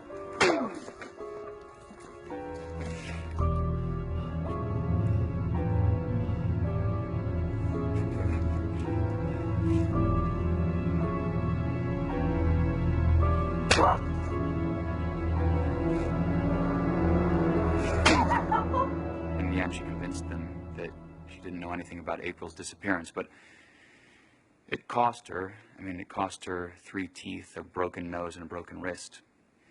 Eventually, Ellen's maid was allowed to return home again. The only home she had left, anyway. So when do we get to go upstairs? I heard that's where the really weird stuff is. Mm-hmm. No time like the present. Come on, everybody.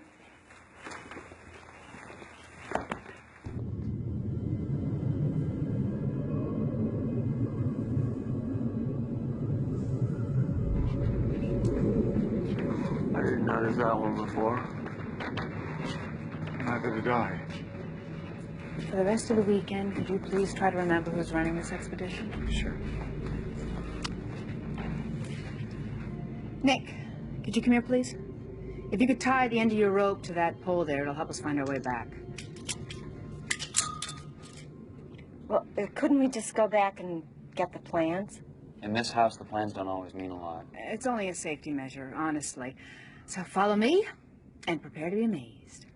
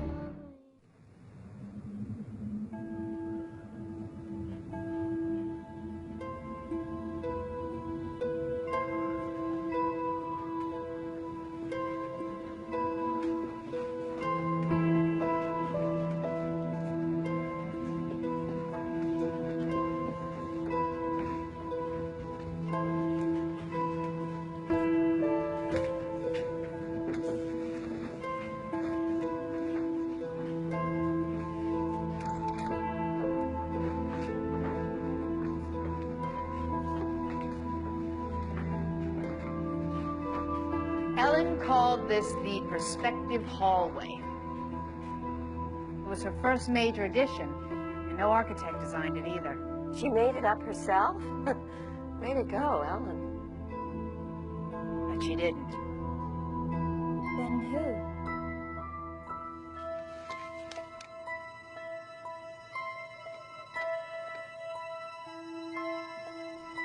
Sakina. Her maid? Her companion. It's so wild, like something in a funhouse. Oh, it's making my stomach turn. I guess they're pieces built in perspective. Camouflaging the real doors was Great Graham's idea. She didn't want them to spoil the illusion. Bollinger! Hey, Bollinger, are you in there?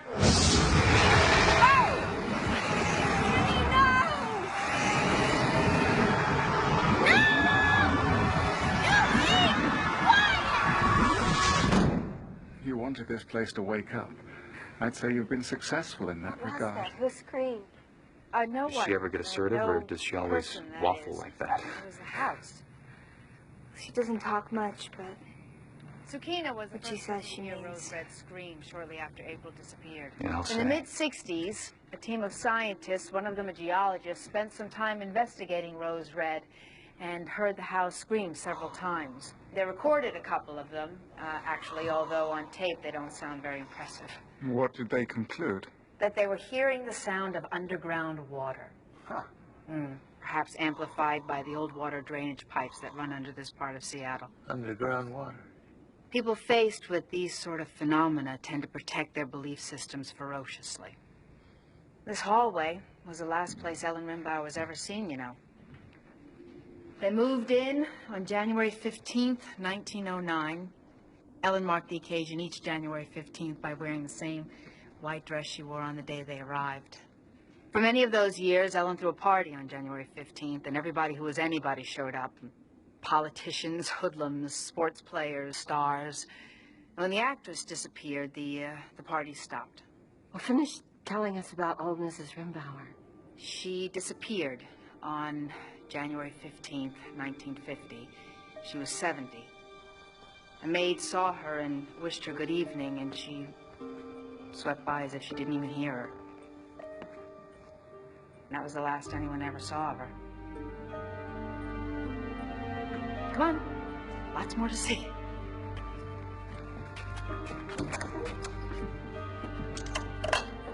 This is the gymnasium. You'll notice that although the exercise equipment is out of date,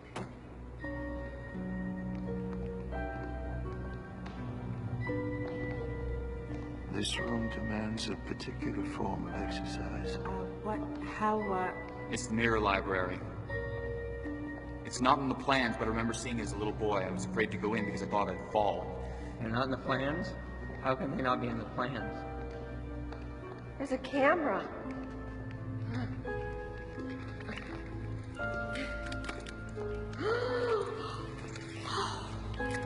Not good. Not good at all. The property of Kevin Bollinger. Mr. Bollinger! Mr. Bollinger, are you here? what's wrong?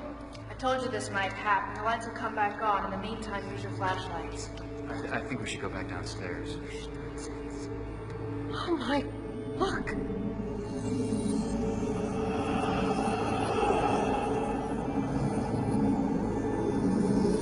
Steve, roll tape, roll tape.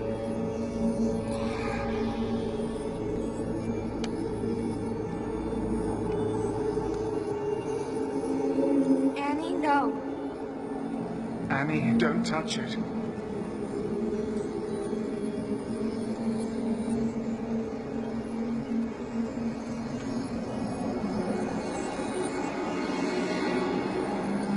Annie, no!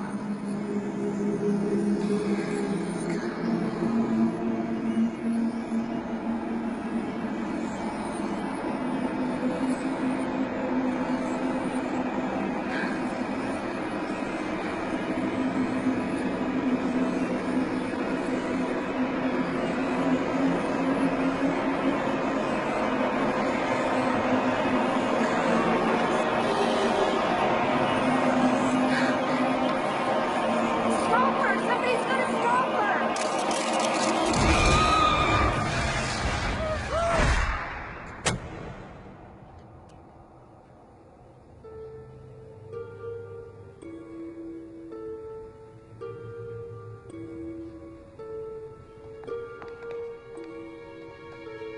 Are you okay? How did you know to do that? I don't know, I just did it. Here, take it. I don't want it. Here, just give it to me.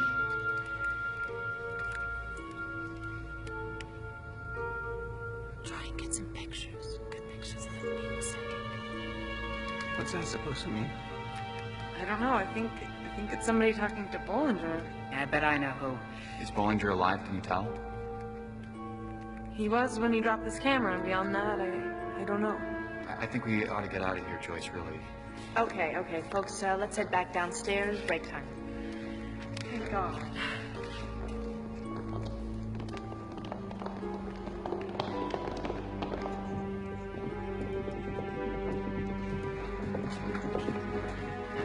Wait.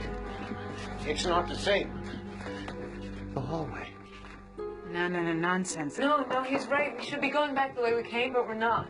Well, what in heaven's name is that? Steve, what's going on? The building started again. You wanted to wake the place up. Now you got what you wanted. Where's whose building? And what? I don't know. You're lying. No, I'm not lying. Is it too hard to remember? Or too frightening to remember? It's gone. Stopped. Then I suggest we go downstairs before it starts again.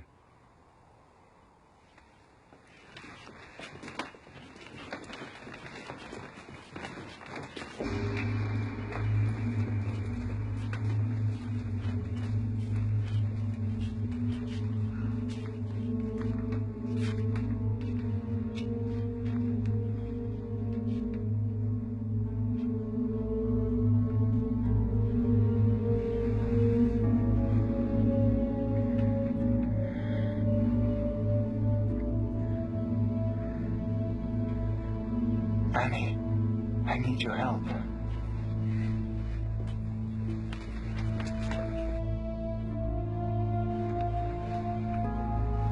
Put your hand here and push from here.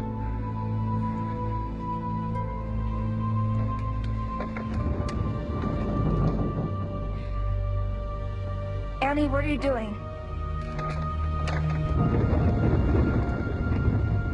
Nick? Not now, Joyce.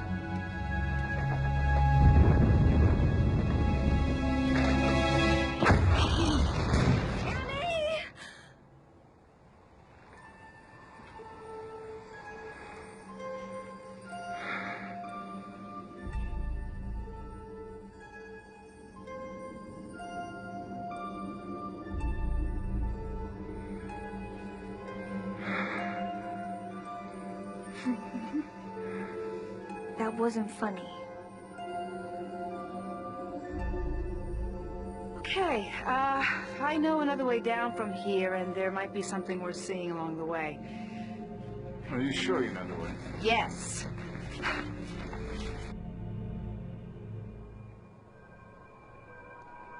Oh my God.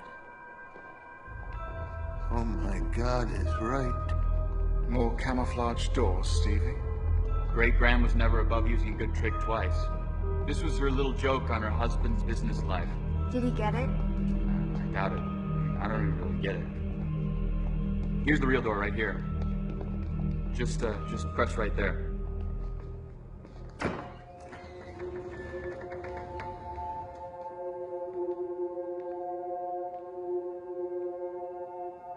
This house has everything but chow.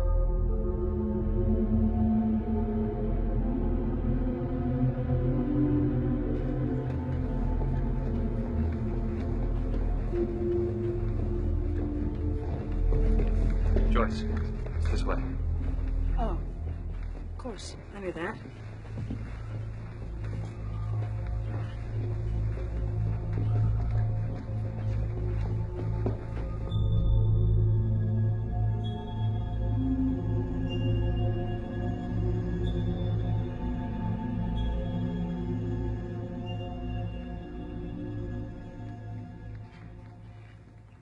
Better, Emery? Well, nothing, I guess. Too much mayo in the crab meat. What do you want, big boy? Bare-breasted nymphs to kneel at your feet and offer you delicacies from silver platters. You stop it right now. Stop harassing me. There's a difference between joking and harassing. Did you never learn that? I learned plenty in high school, believe me, from guys like him. And you. Come on, give it a rest. Emery, I may be able to provide you with something you like better in a little while. Tell us about the actress, Joyce. I've always been a sucker for celebrities. Well, that's her. On Ellen's Wall of Fame.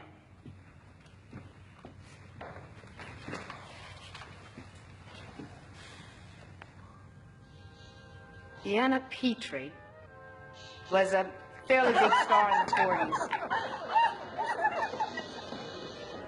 Musical comedies mostly. She could dance, sing a little, and she was sexy as hell.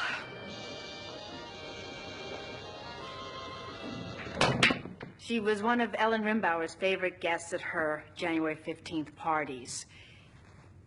In 1946, she showed up in what Hedda Hopper called the cocktail dress. It was what she was wearing when she disappeared. She spent most of the night here in the billiard room, wowing the guests with her many talents. She left behind a single earring, A maid found it the next day, but there was no longer a girl to go with it.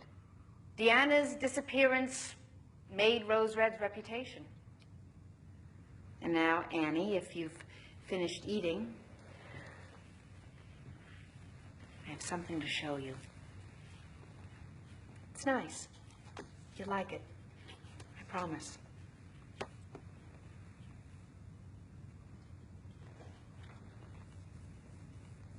It's okay.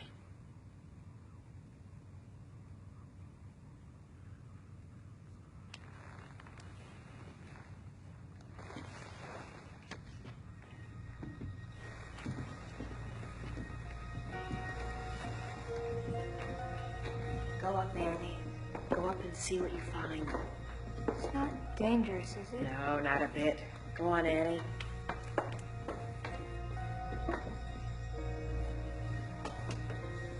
You okay, son? Yeah, sure I'm fine. Annie.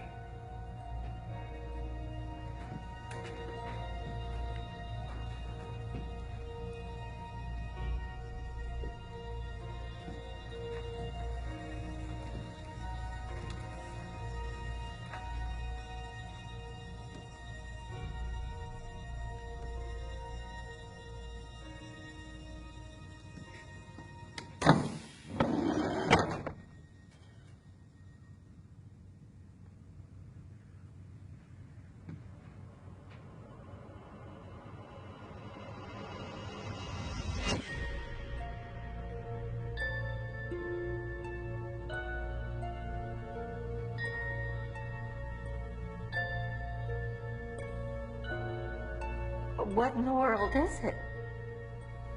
Whatever it is, she likes it.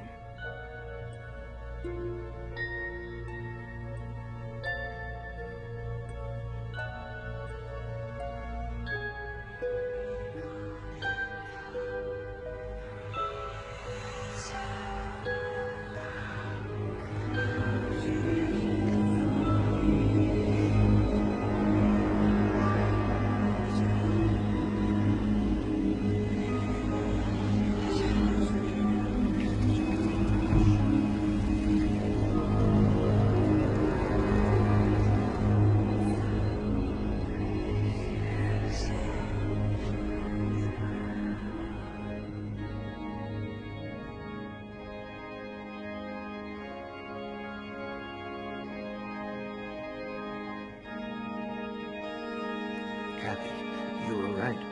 Revelation 12.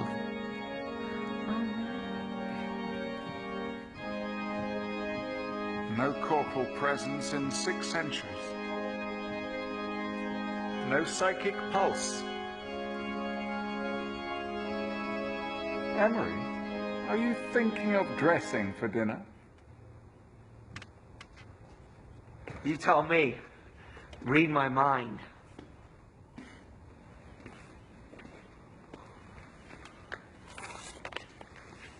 Annie, Glenn Miller. That doesn't work. I tried it while I was setting up. Sorry, Annie. Ah! Joyce? Yep, it's all right.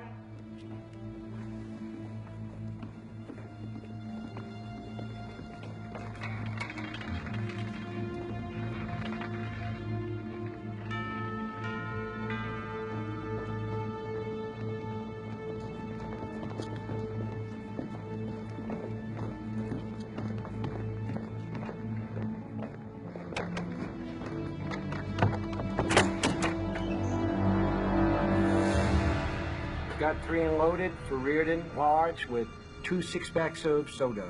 Yep, thank you. Yeah, I told you there might be something you'd like better. Loaded.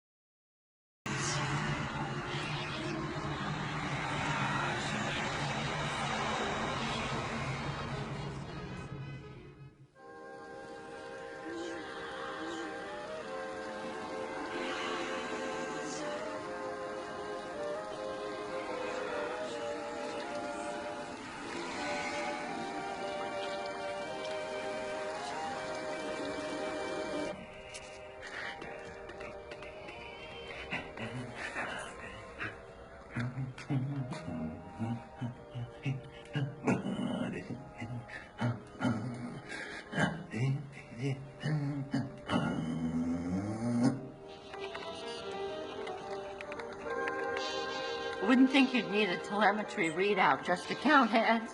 Not human ones, certainly.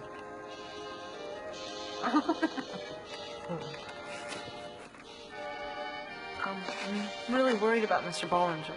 Don't bother. He'll show up eventually. I wish I could be as sure of that as you seem to be. By the way, where's Vic? Right here. Anyone care to dance? Well, not me. I'm pooped. Where have you been? I lost my book. All right, story time. We've heard the one about the actress. Tell us about Rimbau's partner, Mr. Posey. Remember that seance I told you about? Starring the famous gypsy psychic, Cora Fry. Yes. That was 1914, and the war in Europe was heating up the American economy. Omicron oil was in clover, money was rolling in, and John Rimbauer was tired of sharing it.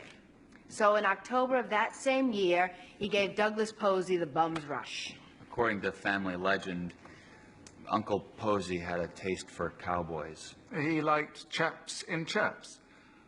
Was he into roping or branding? Probably a little bit of both. John Rimbauer bought him out at distress sale prices. He was told never to come back to Rose Red, but he did, once. And that was in 1915. John was in Europe, and Adam and April were at home with their mom.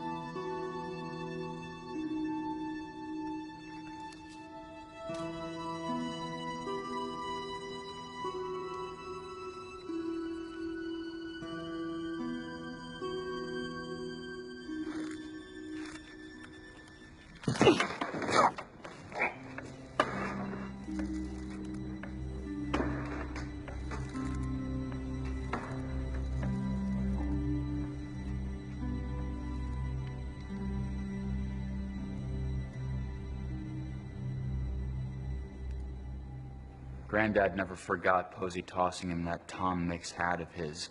He wanted to keep it, and he threw a tantrum when his mother tried to take it away. And the rose.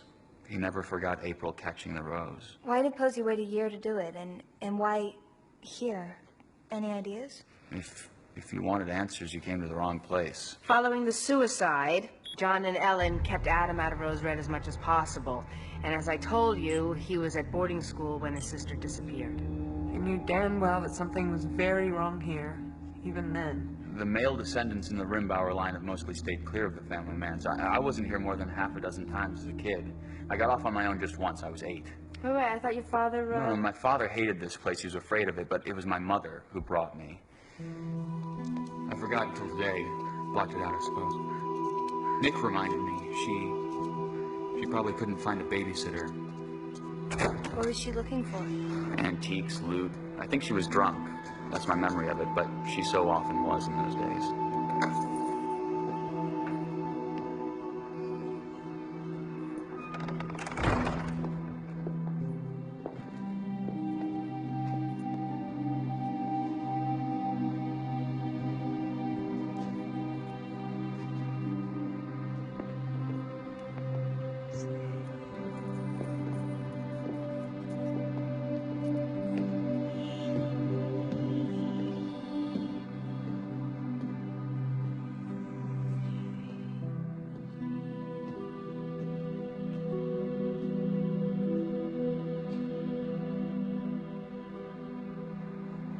She and Dad were broke.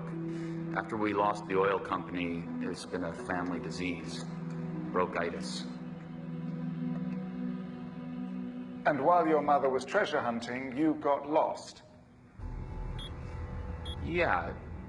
I mean, it was no big deal, but... And you were upstairs before you realized how lost you were.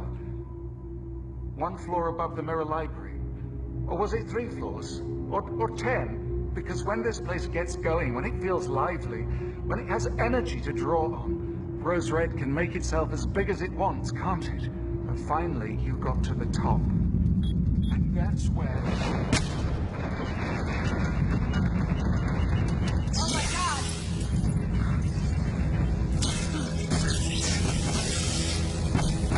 What is it, do you know? It's the cluster manifestation!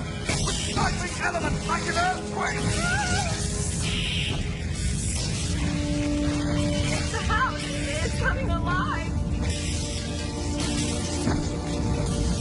Coming alive there, can you tell? Ah! Oh!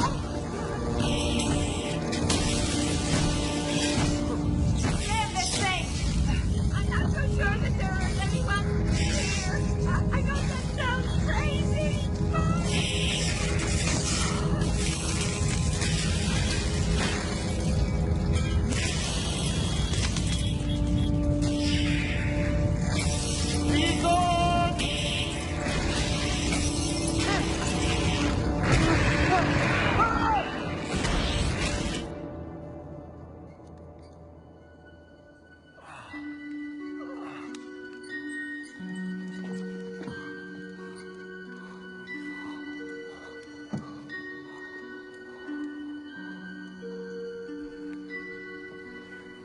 Oh, Annie, don't touch it.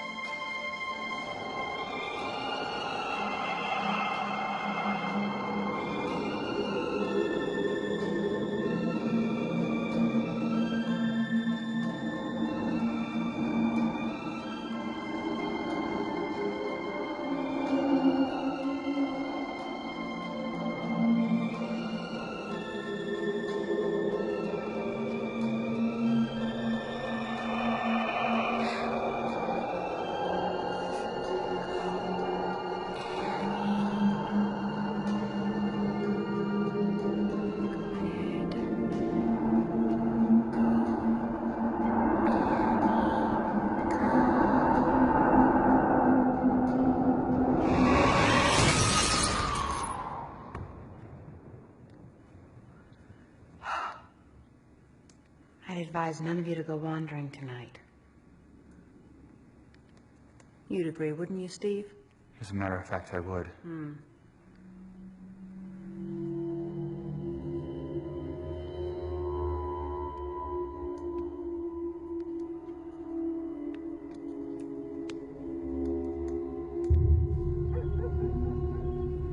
If we're quiet, if we listen, we can hear houses breathe.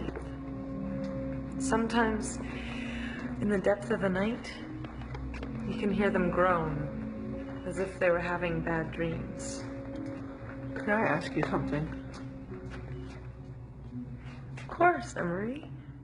Would you come to bed with me? Look, isn't that your mom? That's not my mother. That's just an old... Pam? Pam, what are you doing? Say cheese! Say cheese, Jimmy!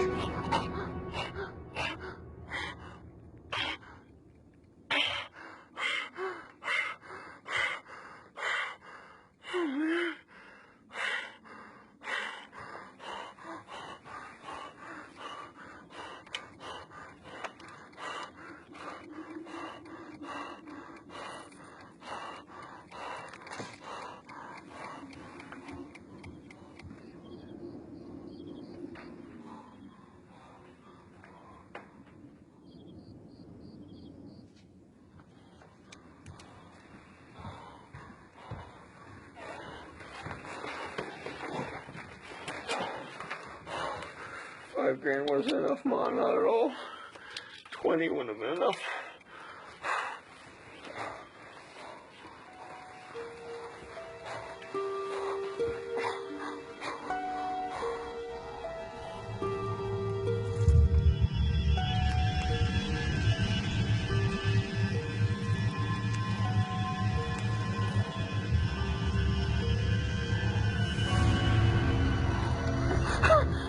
You don't want to get it on. We've got all night, Emery. We've got forever. Not there. Not there. But I am.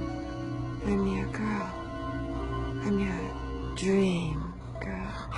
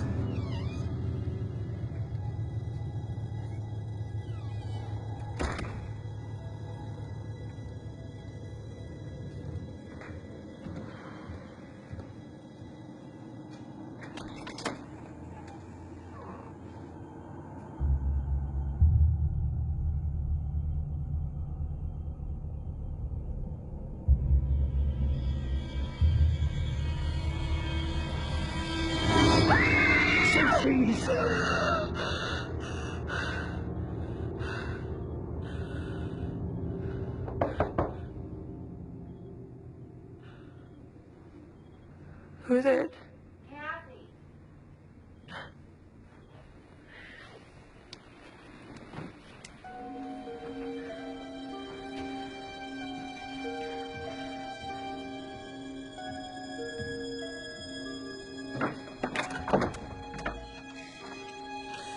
Come on, hurry up. What is it? It's Steve. He's found something amazing. It explains so much. Explains what? What are you talking about?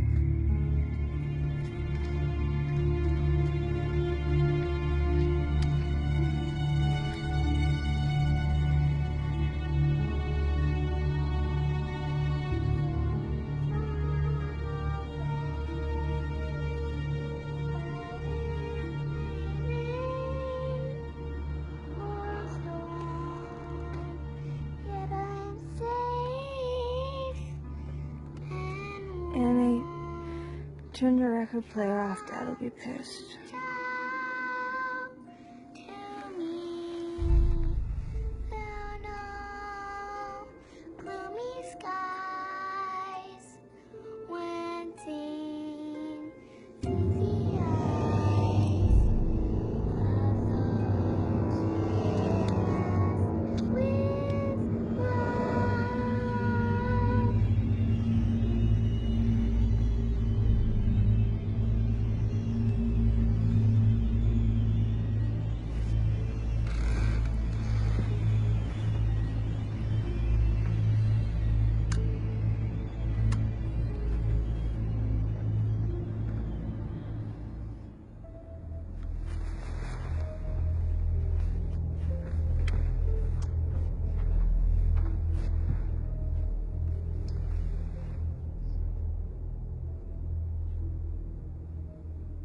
What is it?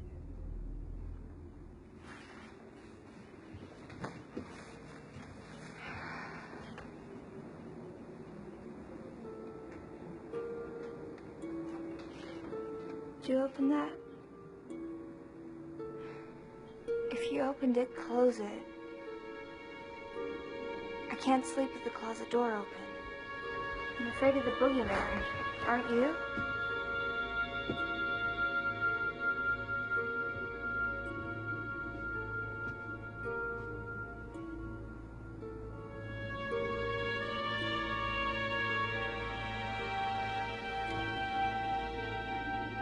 No boogeyman. No boogeyman? Oogie lady. Oogie lady.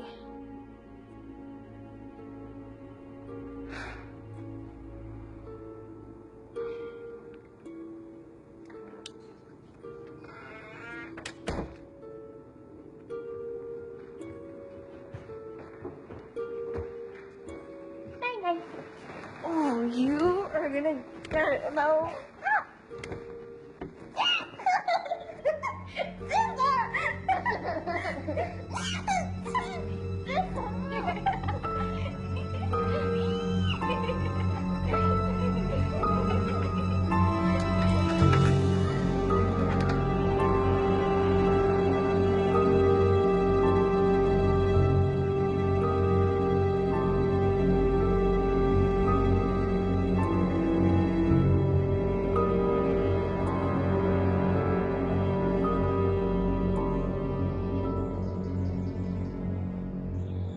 sorry, your call cannot be completed as dialed. Just pay your bill and kiss my ass. No luck? No, my mother's gonna go crazy. It's not a very long trip for her, even at the best of times. I'm sorry about that.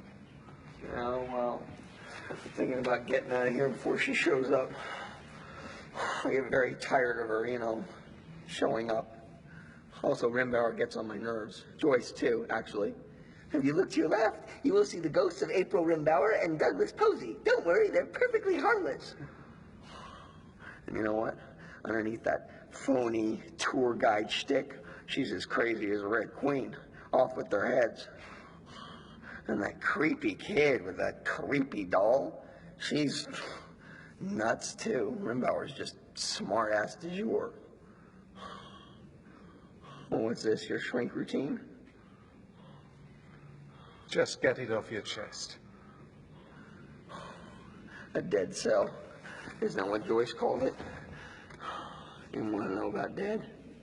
I had a dead movie star in bed with me last night. Diana Petrie? Yeah. It didn't last long, but it was a very physical manifestation. I think I'm getting tired of Rose Red's little tricks. Joyce wants some of her $5,000 back. I'll just see her in court. My mother doesn't hear from me soon. She's really gonna go nuclear. I will not try my call again later.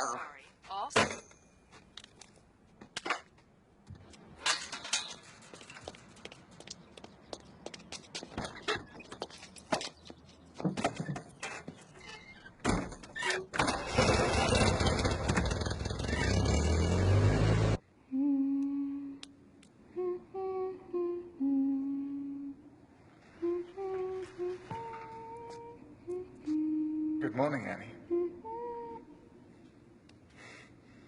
All right, then.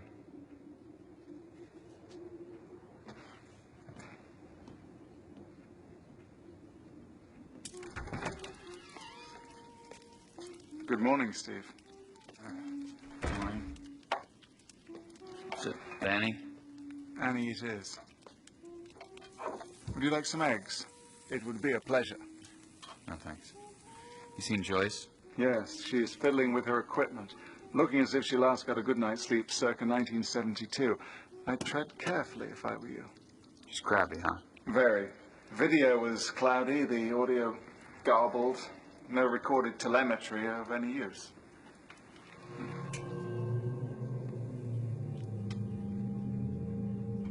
What's that? Well, that's the wine cellar. Isn't it marvelous? The door was open when I came down this morning. Haven't you seen it before? No. Rose Red hasn't just woken up. It's begun the house and garden version of Frankenstein's monster. That's ridiculous. Is it? Listen.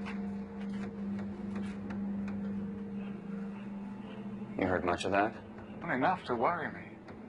And Bollinger's persistent non-appearance worries me, too. I mean, you would think if he was still here and alive, we would have run into him by now, wouldn't you? I don't know. And the longer we go without reporting his disappearance, then the more peculiar our position becomes if he turns up dead or if he doesn't turn up at all.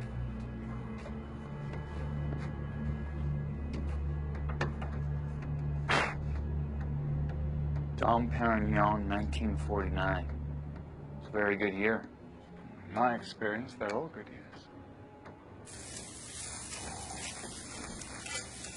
What goes better with scrambled eggs and champagne? Pull the cork, Steve.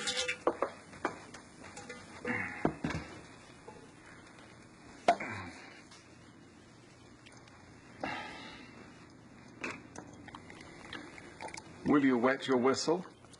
It's a little early for me. Cheers. Cheers.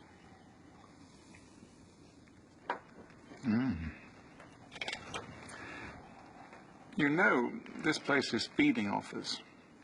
And although I'm sure it finds us all rather tasty, its primary sources of nourishment are little Annie and you. Me? I don't have a telepathic bone in my body. Well, I don't know what you were before you came here and the house almost ate you alive. But I know now that you're a powerful psychic transmitter operating on Rose Red's wavelength. It almost had you once. It wants you back. It wants Annie, too. You're crazy. Crazy? Maybe. But I vouch that Joyce is crazier, and she means to have her proof, even if someone has to die for her to get it. You're wrong. Really? Let's ask Mr. Bollinger if we meet him again. What are you doing? Trying to make sure Miller actually sent Bollinger here. If he did, I'll call the police and report him missing. Well, Joyce won't like that.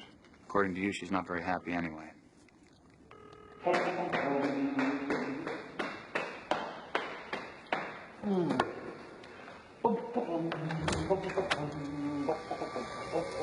Hey, Professor, what you doing here on a Saturday morning? Minding my business, as I hope you will yours. Who locked this door? I imagine you locked it yourself, Professor. It be in your office. You must have the number. It's your cell phone. Will you talk to him if he calls back? I'd be delighted. Thanks. Guess who's going to be the cover boy on next week's newspaper? You have a nice day. Damn. Message. Damn you.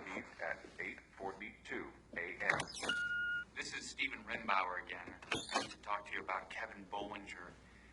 He slit his wrists and wrote your name on the wall in his own blood before he died.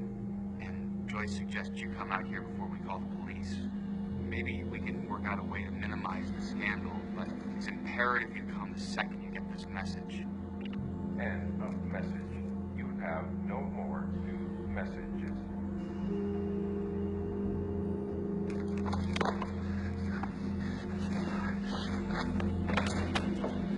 Have a nice day, Professor.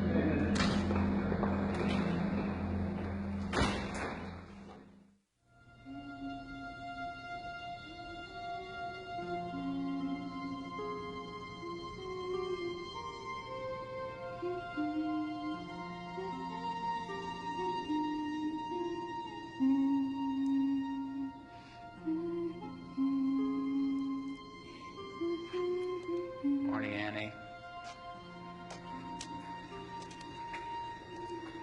Good morning, Annie.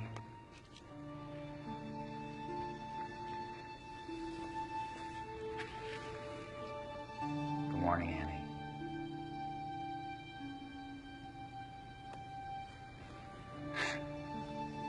Good morning, Annie.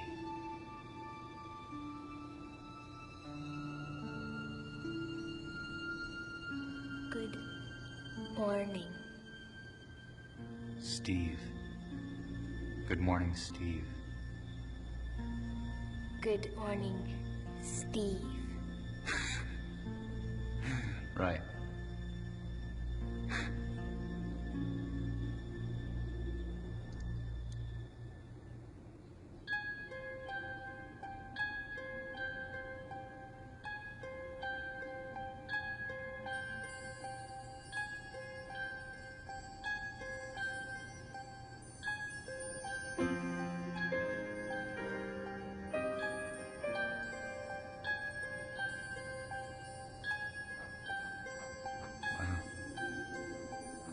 Knock yourself out.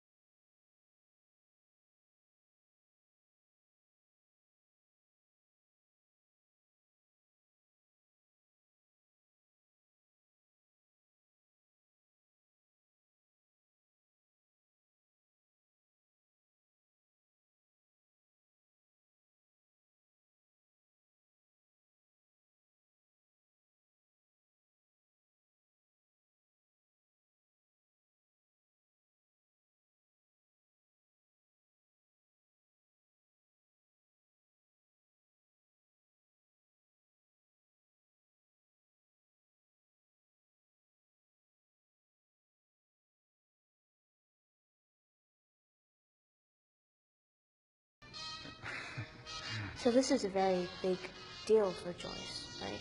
Well, the biggest. Because of all the disappearances, Rose Red is a white whale in the field of psychic research. And now that Miller's gotten her tenure revoked, it's even more important. If Joyce comes back with proof of paranormal activity, she'll be okay. If not... I had no idea things were so dire for her. She's paying me a great deal of money. Paying Annie, I should say. I wonder if she can afford it. I wonder, too. You really don't know? I mean, forgive me, but I thought the two of you were closer than that. In some ways we're close. In other ways we're not even in the same neighborhood. Tell me about her. She's 15. She's autistic. She loves summer plays. She loves big bands. She's also telepathic and psychokinetic, which are probably the least important things about her. Can I show you something? Sure.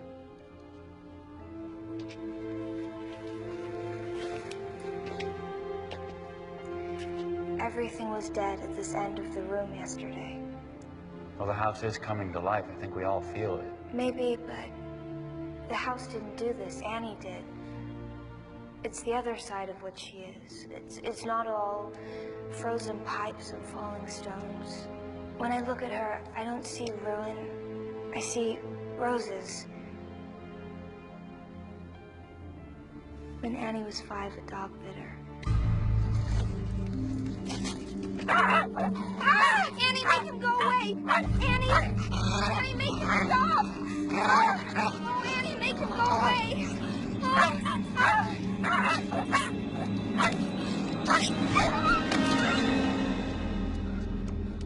What happened?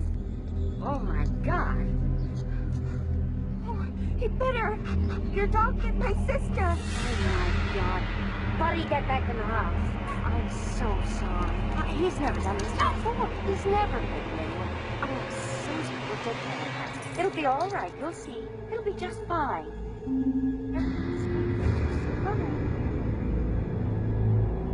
Sister, look at this. Sister, I got baby.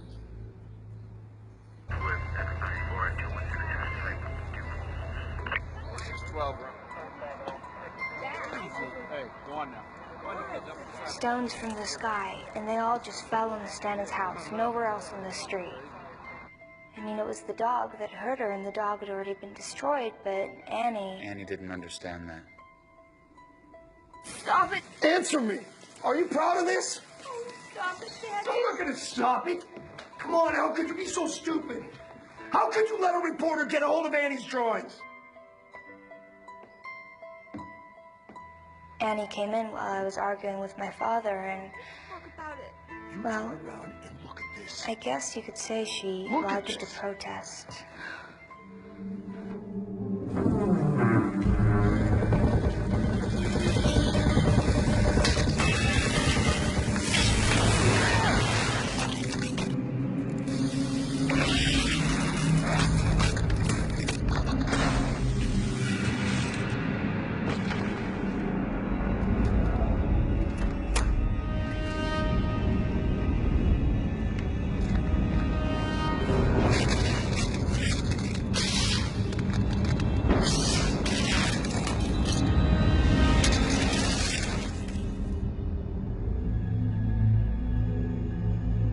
She froze all the water in the house. She's a big-time telekinetic, and that's all Joyce cares about. Well, Joyce is... No. Thank you. I do understand. I mean, I think even Annie understands why we're here, in her own way. But for me, the thing that's important about Annie, all that's important about Annie, is that she responds to love with love. There has to be a place for the Annies of the world, doesn't there? I don't know, it'd be nice to think so, but the world isn't always fair. So... I know it.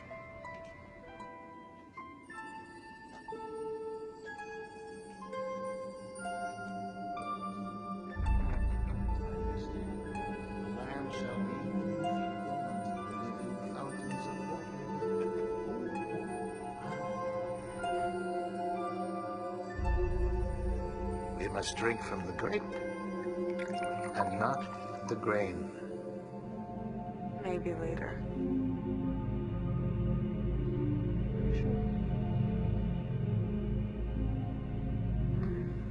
Could we...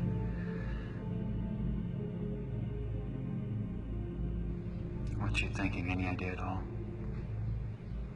Not the slightest. Miss Asbury, you look lovely this morning. If only I'd have known, I would have dressed for the occasion.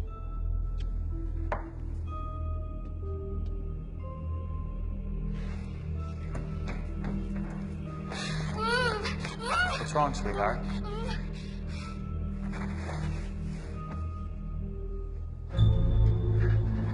Miss Asbury? It's not much farther.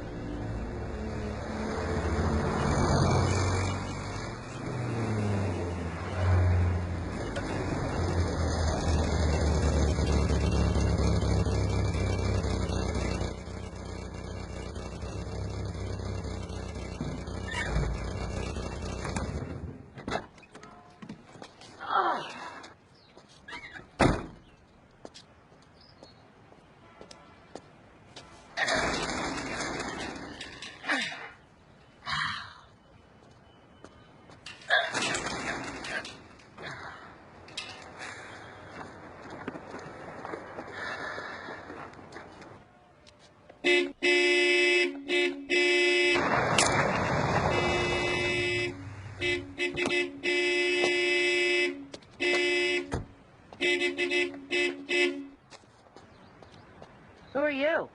Well, I might ask you the same thing, madam. Patricia Waterman, Emery's mother? Carl Miller, Professor Miller. Nice to meet you, Professor. Are you going in there? I'm afraid so. Good. I've come to get my boy. Get the gate, would you?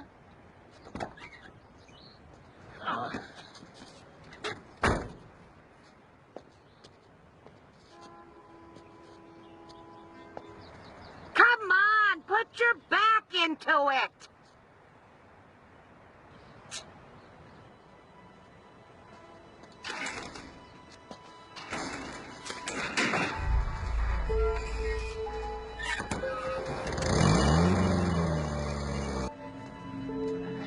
What is it you found? Something amazing. It explains so much. Maybe we should tell the others. We will. But I wanted to show you first.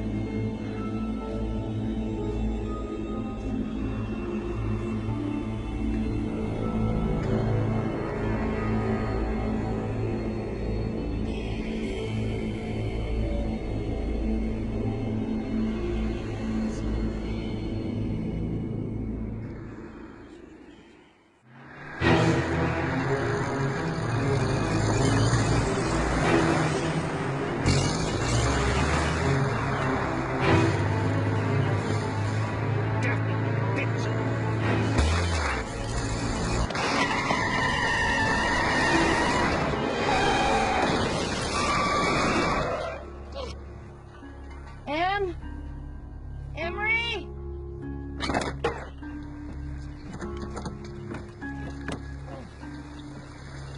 What is wrong with you, woman? Hey, look what you've done to my car! Emery! Come back!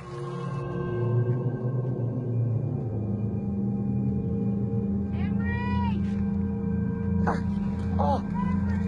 Woman! Do you think we could exchange insurance information? Where are you? What? Woman!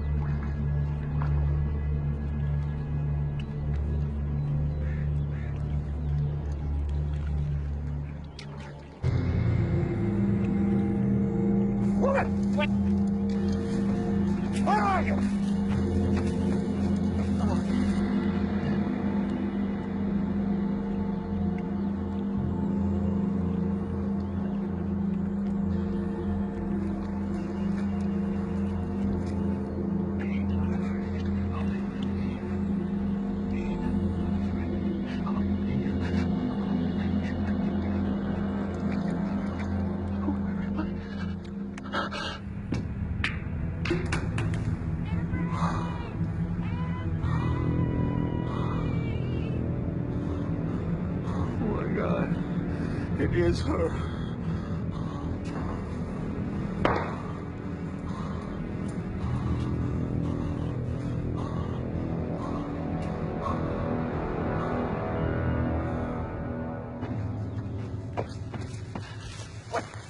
Woman! Where are you? Emery! Emmers! Is that you? Emery! I believe. No, I don't believe. I don't believe.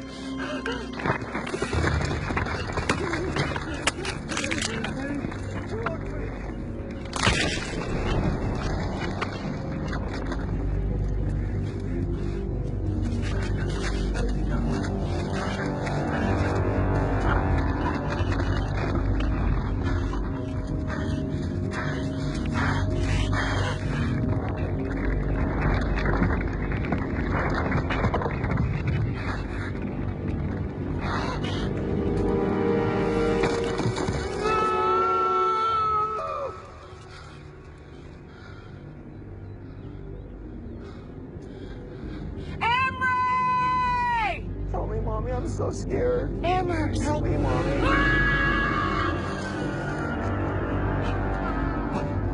Mrs. Waterman?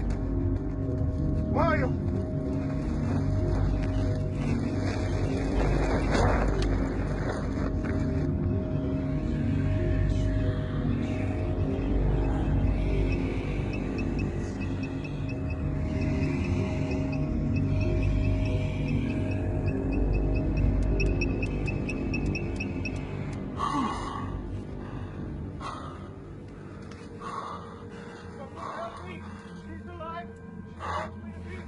Not there. Not there. Not there. I don't want to go. I don't want to go. Open the window. Open the window and let me in. Emery, I'm having a heart attack. Call 911. Not by the hair of my Call chinny chin. 911. Not there. Not there. Not there. Not there. Not there. Emery, look at me. Please, look at me. For God's sake, open the window. No, no, not there. Not Mommy. Not Vic. Not the actress. Not anyone. Not there. Not there. Not there. Not there. Not there. Not there. Get my hair. No one there. Don't you dare. No one there. Keep your hair. No one there. Get my hair. Power there. Don't you dare. No one there. What's going on? No one there. Foul affair. Eat your hair. No. He came to you for help and you turned your back on him.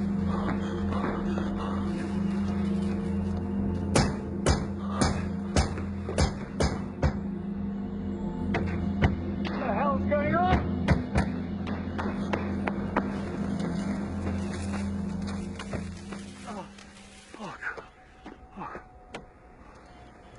Sir? Pardon me, sir? Yes. Are you here for Mr. Bollinger? Is he here? Oh, yes. Waiting for you in the solarium, sir. If you're Professor Miller, that is. He's all right? He's not hurt or... I believe he's impatient to go home, sir. But otherwise he seems quite well. It's Rembauer. What is going on? I'm sure I cannot say, sir.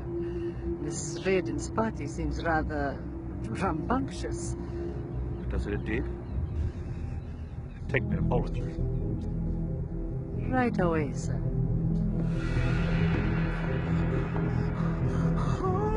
How did I get up here?